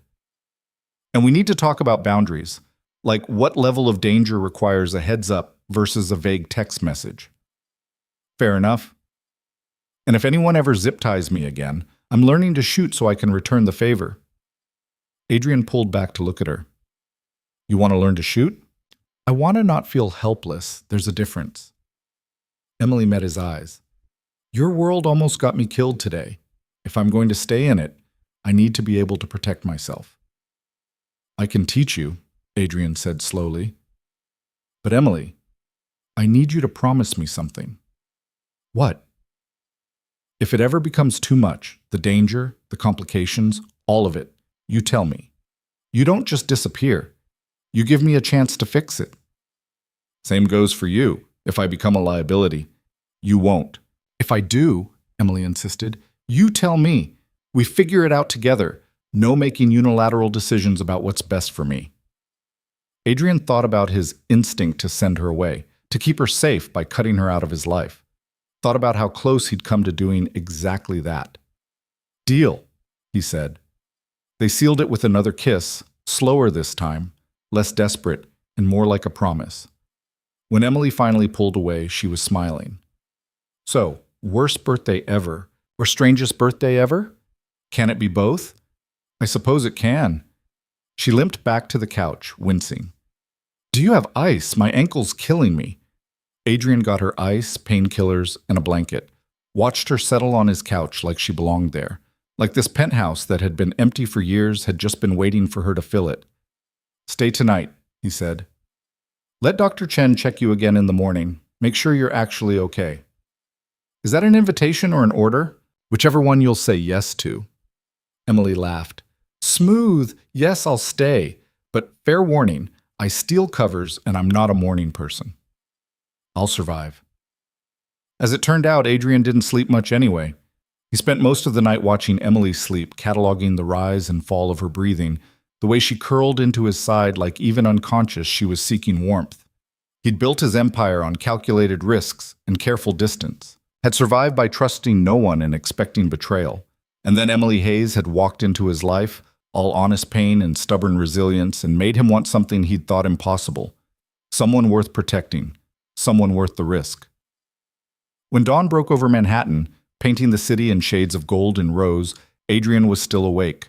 Emily stirred against him, mumbled something incoherent, and burrowed closer. He pressed a kiss to her hair and let himself imagine a future where this was normal, where she stayed, where they figured out how to make his dangerous world and her civilian life fit together into something that worked. It wouldn't be easy. There'd be more threats, more close calls, more moments of terror. But as Emily's eyes fluttered open and she smiled at him sleepily, Adrian thought maybe, just maybe, it would be worth it. Morning? She murmured. Morning? You didn't sleep. Couldn't. Nightmares? No, just watching you. Emily raised an eyebrow. That's creepy. Probably, but also kind of sweet. She shifted, wincing as her ankle protested. What time is it? 6:30. Ugh, why are we awake? You're the one who woke up. Your fault for being a creepy watcher. Adrian smiled, pulled her closer. Go back to sleep. Can't now. I'm awake. But she made no move to get up, just lay there against him, apparently content. They stayed like that as the sun rose higher, as the city woke up around them, as a new day began that neither of them had been certain they'd see. And for the first time in longer than he could remember, Adrian Voss felt something that wasn't calculation or strategy or carefully managed control. He felt hope. The hope lasted exactly 3 days. 3 days of Emily staying at Adrian's penthouse while her ankle healed, of learning how to exist in each other's space, of figuring out what it meant to date someone whose job description included words like neutralize threats and tactical response. 3 days of almost normal, if you ignored the armed security downstairs and the fact that Adrian checked his phone every 10 minutes, like he was waiting for bad news. On the 4th day, the bad news arrived. Emily was in the kitchen attempting to make coffee. Adrian's espresso machine was unnecessarily complicated when Victor let himself in with the security code. His face told her everything before he said a word. Where's Adrian? Victor asked. Shower. What's wrong? Dimitri didn't leave. Emily's stomach dropped. What? He made a show of packing up, sent his people out of the city, but he stayed, and last night someone tried to hit one of our supply routes. Military-grade operation, same signatures as the warehouse attack. Adrian emerged from the bedroom, hair still damp, and took one look at Victor's expression. How bad? 4 wounded, 1 critical. They got away with half the shipment. Victor pulled up his tablet, showed footage of the attack. This was professional, boss. And the timing, 4 days after you threatened him? This is Dimitri calling your bluff. Adrian's jaw tightened as he watched the footage. Emily saw the transformation happen in real time. The softness he'd been showing her hardening back into the dangerous man who'd faced down a Russian mobster in an abandoned courtyard. Where is he? Adrian asked, voice cold. We're tracking him. But Adrian, if you go after him now, this becomes a war, full scale. Bodies in the street war. He made it a war when he stayed. Emily cleared her throat. Both men looked at her like they'd forgotten she was there. Can I say something? She asked. Emily, Adrian started. No, let me talk. Because I'm the civilian here, and maybe that gives me perspective you don't have. She moved closer, ignoring how her ankle twinged. You told Dimitri to leave. He said he would. Then he stayed and hit you anyway. Which means he's betting you won't actually start a war over it. He's wrong. Is he? Because starting a war means more dead people, more attention, more risk. It means the police get involved, the FBI maybe. It means you might win but lose everything anyway. Emily met Adrian's eyes.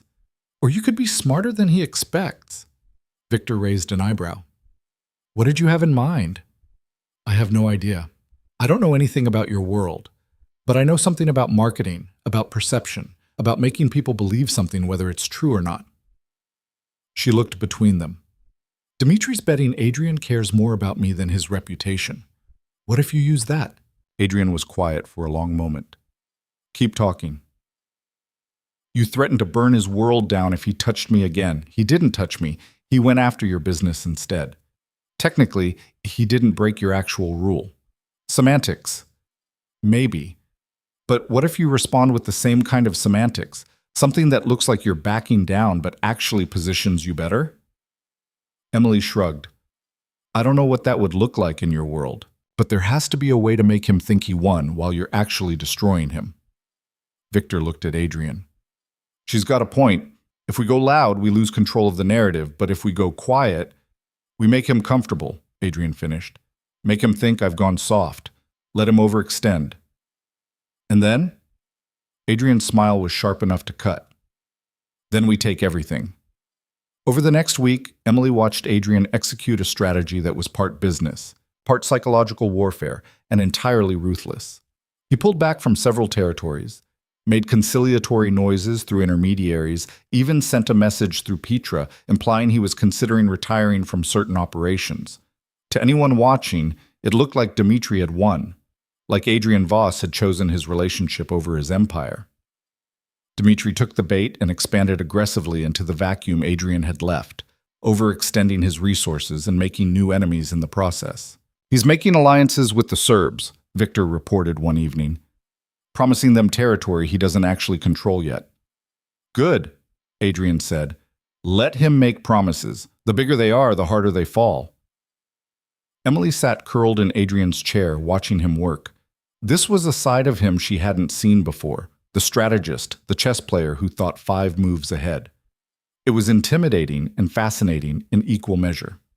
You're staring, Adrian said without looking up from his laptop. I'm learning. Learning what? How you operate, how you think. Emily tilted her head.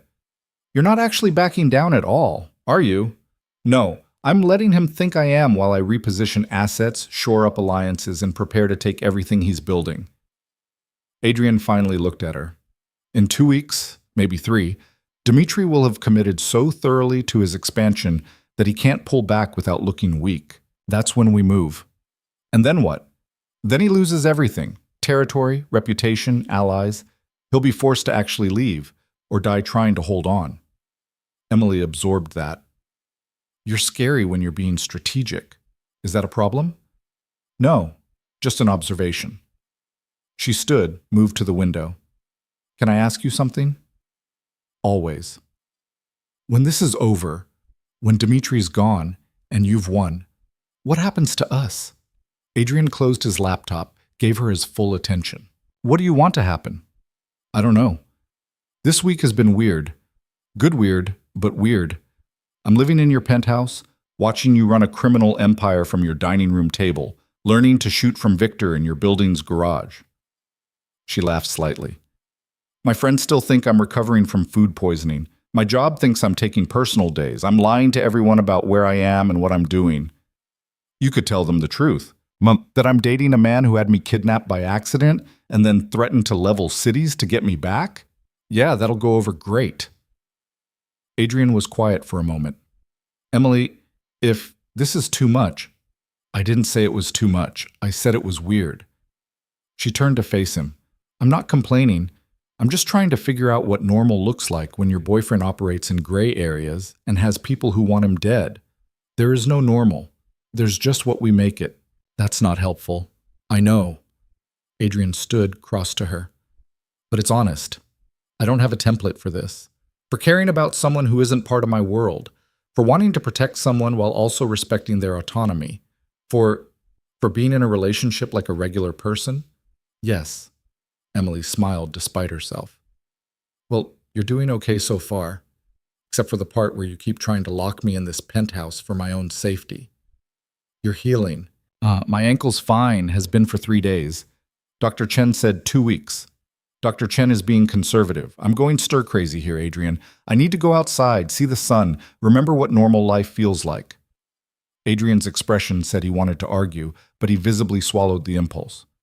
Okay, but not alone, and not without security. I can live with that. They compromised. Emily went back to her apartment. Adrian insisted on upgrading her locks and installing a security system, and returned to work with a cover story about a bad flu. Her coworkers bought it. Her friends barely noticed she'd been gone. Only Rachel texted, surprisingly, "Heard you were sick. You okay?" Emily stared at the message for a long time before deleting it unanswered. Some bridges were better left burned. She and Adrian fell into a rhythm. He worked from his penthouse or various secure locations. She went to her marketing job and tried to pretend her life was normal.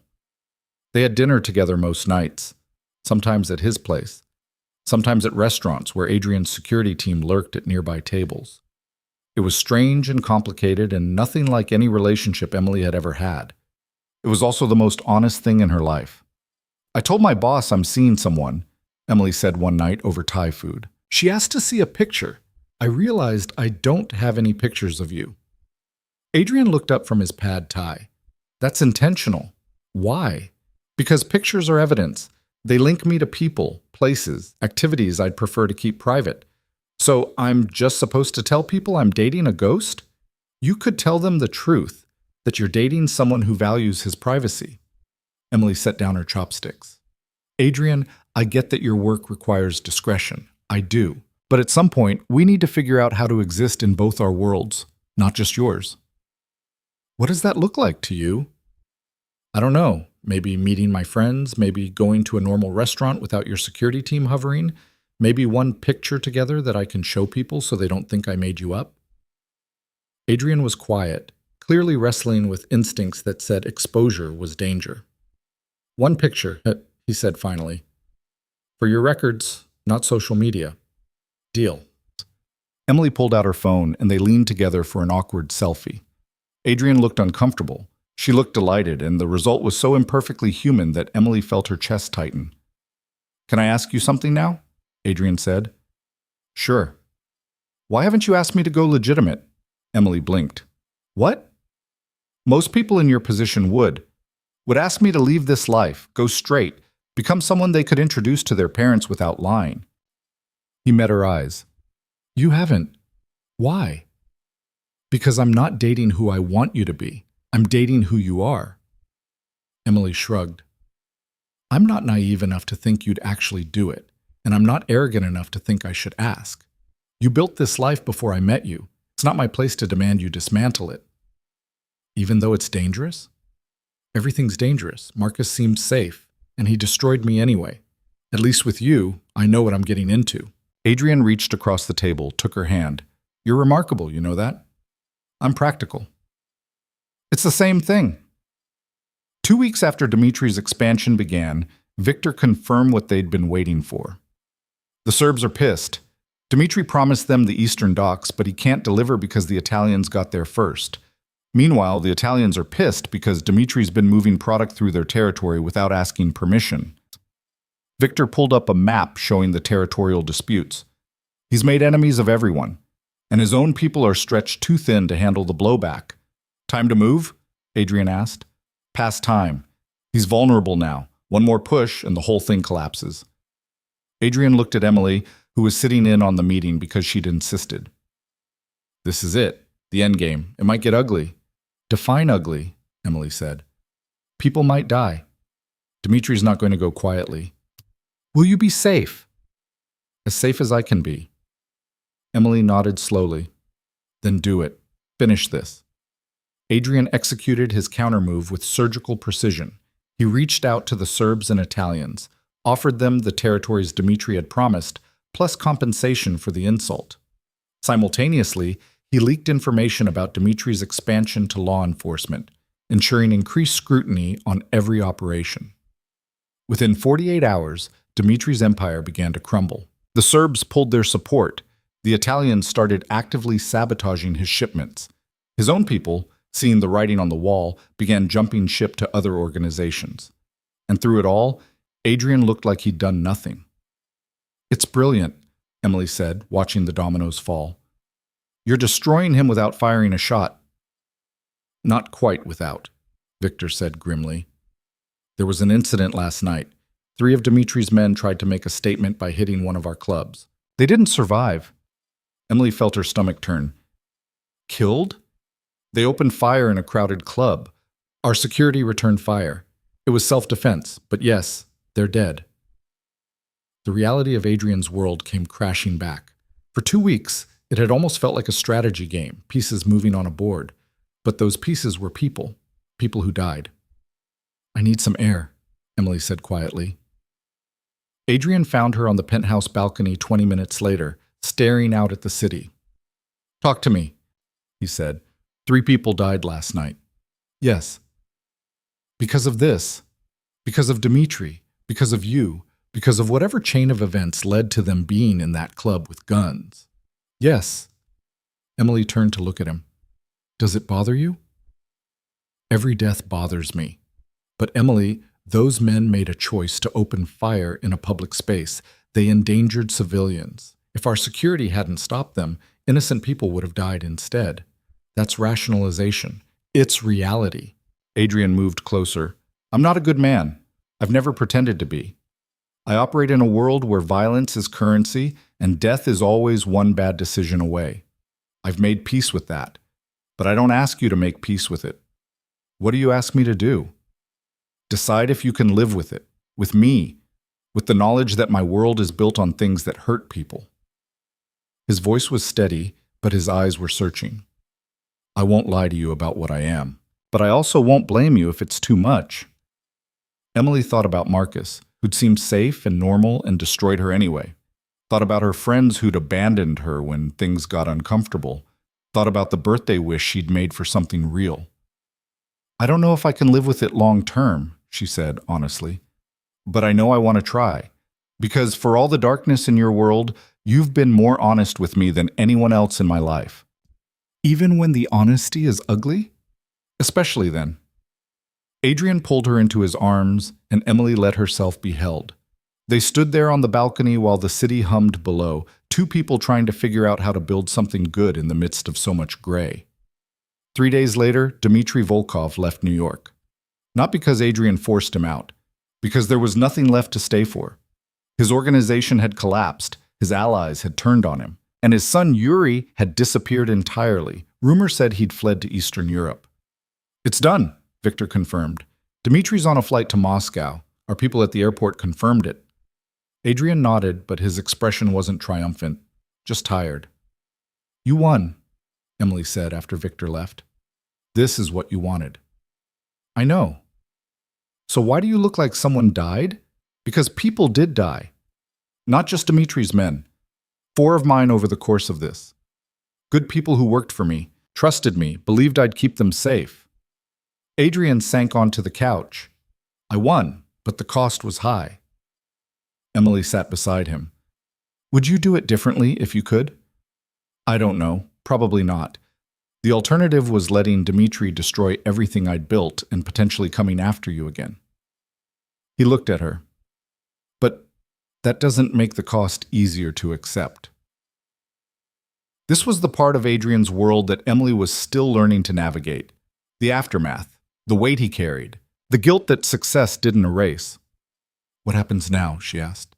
Now I rebuild, shore up operations, make sure the territories I took from Dimitri's collapse get properly managed, send compensation to the families of the men I lost.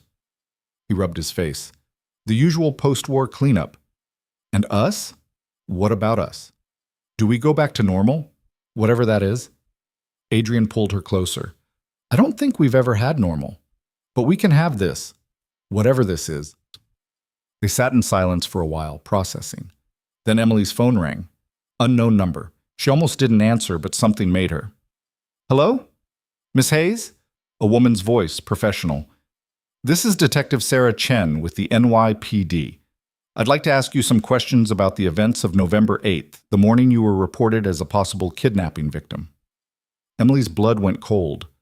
I wasn't kidnapped. There was a misunderstanding. According to the witness report, you were forced into a van by armed men. There was gunfire. 1 security guard was injured. That's not a misunderstanding, Miss Hayes. Adrian was already on his phone, texting rapidly. Emily tried to keep her voice steady. I was confused that morning, disoriented, but no one kidnapped me. Then where were you for the next 6 hours? With a friend. What friend? I'd rather not say. Miss Hayes, this is a serious investigation. We have evidence of a crime. Then investigate it. But I'm not pressing charges and I don't have anything else to say. Emily's hand was shaking. Am I legally required to talk to you? A pause. No, but then we're done. Have a nice day. She hung up, felt her hands start to shake for real. They know, she said. The police know something happened. They have questions, not answers, Adrian said calmly. Victor's already on it. We'll handle this. Handle it how? I just lied to a police detective. You told her you weren't kidnapped. Technically true. Yuri took you, but you escaped before any ransom was exchanged. That's semantics. Welcome to my world. Adrian took her hands. Emily, breathe.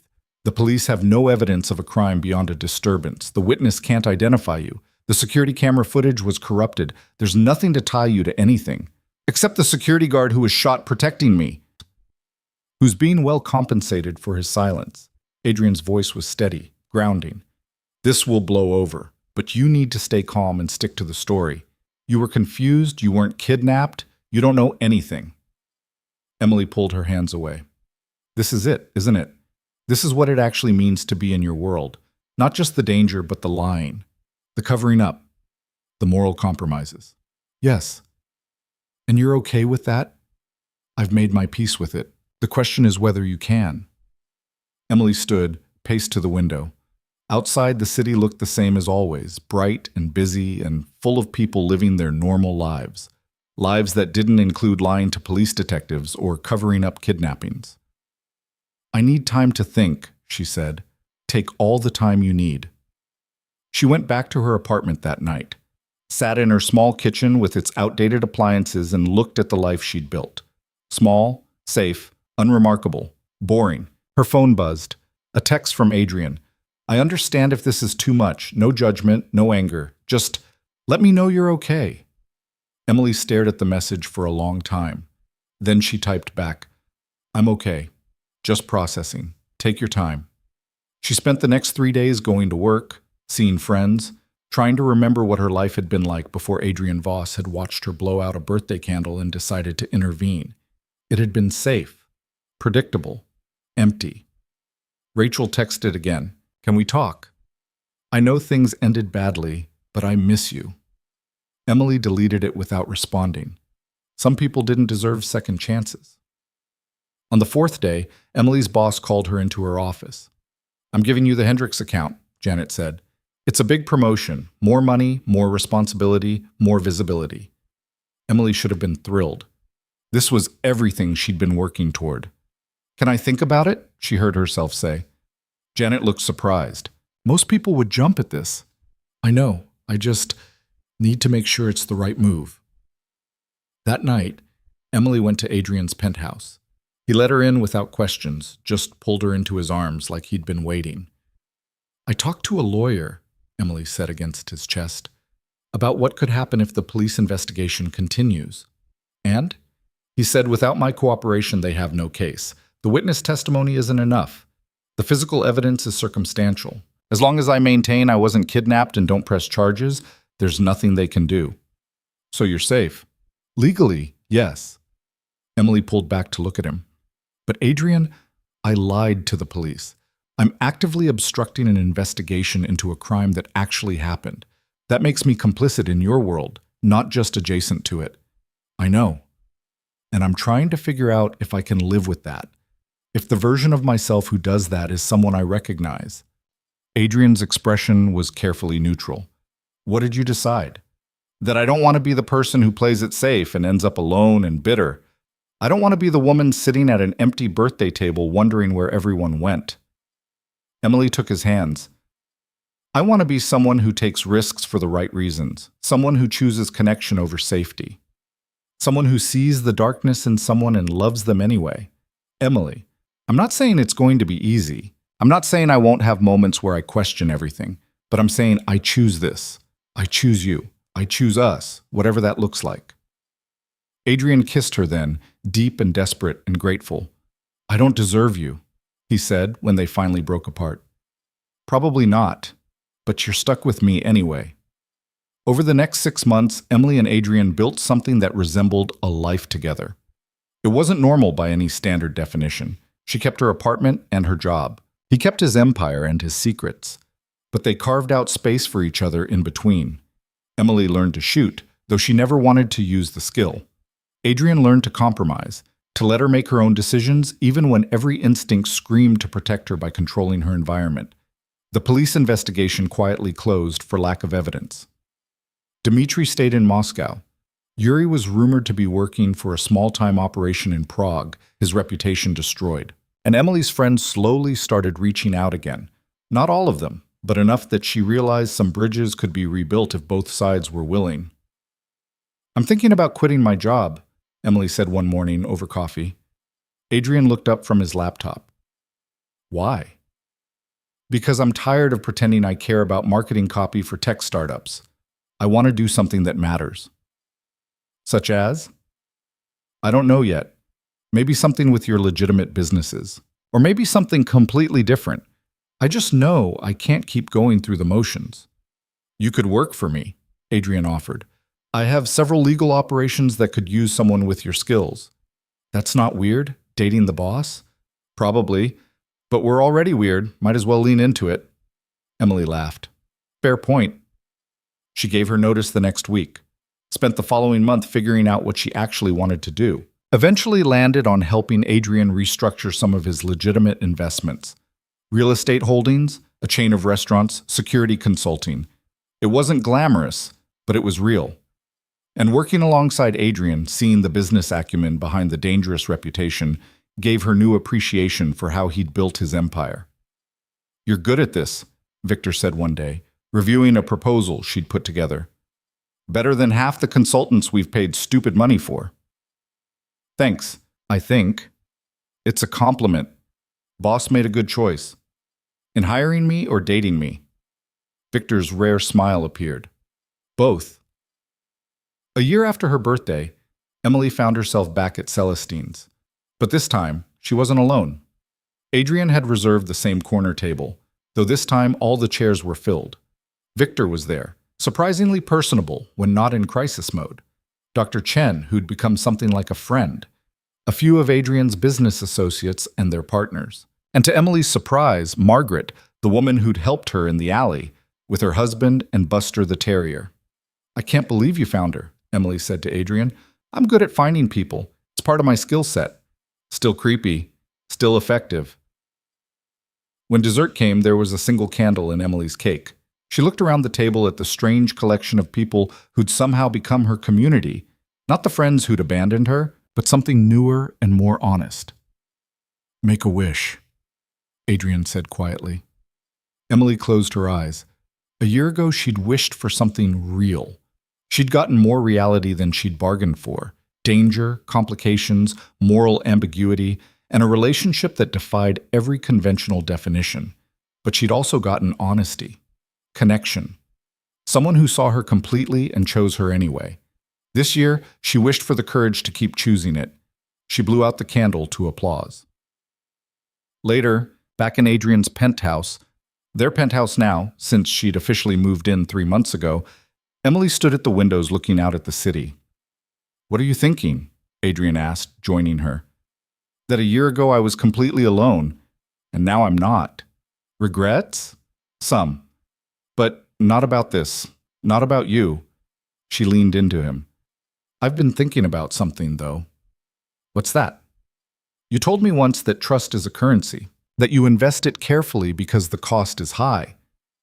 I remember. I think you were wrong. Adrian raised an eyebrow. Oh? Trust isn't a currency. It's a foundation. You don't spend it and lose it. You build on it and it grows. And yeah, sometimes people break it and you have to rebuild. But that doesn't mean you stop trusting. It means you get better at choosing who to trust. Adrian was quiet for a long moment. You're saying I should trust more people? I'm saying you trusted me. A stranger you met in a restaurant. You let me into your life, your world, your home, and that trust didn't cost you anything. It gave you something. It gave me you. Exactly. Emily turned to face him. So maybe the lesson isn't that trust is expensive. Maybe it's that the right trust is invaluable. Adrian pulled her close, pressed a kiss to her forehead. When did you get so wise? I've always been wise. You just weren't paying attention. I'm paying attention now. They stood there in the quiet, two damaged people who'd found each other by accident and chosen each other by design. It wasn't a fairy tale. There was no perfect ending, no guarantee of happily ever after. But it was real. And sometimes, real was enough. 6 months later, Adrian walked into the penthouse to find Emily surrounded by paperwork, looking simultaneously excited and terrified. What's all this? He asked. I'm starting a foundation for people who've been affected by violence, victims, families, people trying to rebuild their lives. She looked up at him. I want to use some of your money to do something good, something that matters. Adrian sat down across from her. Using money from my questionable operations to fund legitimate charitable work? Is that a problem? No, it's brilliant. He picked up one of the mission statements she'd drafted. The Hayes Foundation for Second Chances. I like it. Oh, I was thinking maybe the Hayes Voss Foundation. If you want to be involved? Adrian looked at her, at this woman who'd taken the darkness in his life and found a way to create light from it. I'd be honored. The foundation launched 3 months later. It started small, helping a few families, funding some support groups, partnering with existing organizations. But it grew, funded by the profits from Adrian's increasingly legitimate business operations. He'd never go fully clean. Emily understood that. Some parts of his empire would always operate in gray areas, but he'd started the slow process of transitioning, of building something that could survive scrutiny, all because a woman who deserved better had decided he was worth the risk. 2 years after that birthday, Adrian proposed. Not with a grand gesture or a public spectacle, just the two of them in the penthouse, a simple ring, and a question that terrified him more than any confrontation with armed enemies. I know I'm not safe, he said. I know choosing me means choosing complications and danger and a life that will never be entirely normal. But I love you, Emily Hayes. And I want to spend whatever time I have making sure you never regret choosing me back. Emily looked at the ring, at Adrian's anxious face, at the life they'd built together from chaos and honesty. Yes, she said. Obviously, yes. They got married 6 months later in a small ceremony. No big wedding, no elaborate production. Just the people who mattered, the vows they meant, and the understanding that they were choosing each other every day. Victor stood as Adrian's best man. Margaret brought Buster. Dr. Chen cried. And Emily wore a dress that wasn't white because they both knew there was nothing pure about how they'd found each other, just something real. In his vows, Adrian promised to protect her, cherish her, and never lie to her about who he was. In hers, Emily promised to stand beside him, challenge him, and never let him forget that trust was a foundation, not a currency. They sealed it with a kiss, and somewhere in the universe, whatever force governed birthday wishes smiled. 3 years later, Emily stood in front of a room full of donors, presenting the Hayes Voss Foundation's annual report. They'd helped over 1,000 families rebuild after violence, funded trauma counseling, created job training programs, made a real difference. Adrian stood in the back of the room, watching his wife command the space with confidence and grace. She'd grown into this role, into herself, into a version of Emily Hayes that was stronger for having survived the fire. After the presentation, she found him in the lobby. How'd I do? She asked. You were perfect. Liar. I stumbled over the statistics section. No one noticed. You noticed. I notice everything about you. Occupational hazard. Adrian pulled her close. I'm proud of you, of what you've built. What we've built, Emily corrected. I couldn't do any of this without your support. Or my questionable fortune. That too. They left the gala together, climbed into the car where Marcus, the driver, not the ex, waited to take them home. The city lights blurred past as they drove through Manhattan, this place where they'd found each other in the darkness. Do you ever think about that night? Emily asked. The birthday? All the time. Do you regret it? Approaching me? Adrian took her hand. Not for a second. You? I regret the kidnapping part, and the gunfire, and the lying to police. Emily smiled. But the rest? Not at all. Even though it's complicated? Especially because it's complicated. Complicated means real, means we fought for it. They arrived home, still the penthouse, though they'd bought a house upstate for weekends. Rode the elevator up in comfortable silence, stepped into the space they'd made together. And Emily thought about the wish she'd made 4 years ago, alone at a table with a single candle. She'd wished for something real. She'd gotten a kidnapping, a mobster's vendetta, a romance that defied logic, and a life that was messy and dangerous and absolutely nothing like what she'd planned. But somewhere in the chaos, she'd also gotten exactly what she'd asked for. Someone who saw her, who chose her, who built a life with her that was honest about its flaws and beautiful because of them. Adrian caught her looking at him and smiled. What? Just thinking about wishes, about getting what you ask for in the most unexpected ways. Any regrets? Emily thought about Marcus, the ex-fiancé, wherever he was, about Rachel and the friends who'd bailed, about the safe, boring life she could have had if she'd just gone home that night instead of accepting a drink from a dangerous stranger. Not a single one, she said. And she meant it, because trust wasn't a currency you spent carefully. It was a foundation you built together, brick by brick, choice by choice, day by day.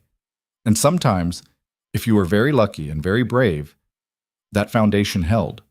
Even when the ground beneath it shook, even when the storms came, even when the darkness pressed in from all sides, it held. And that was enough.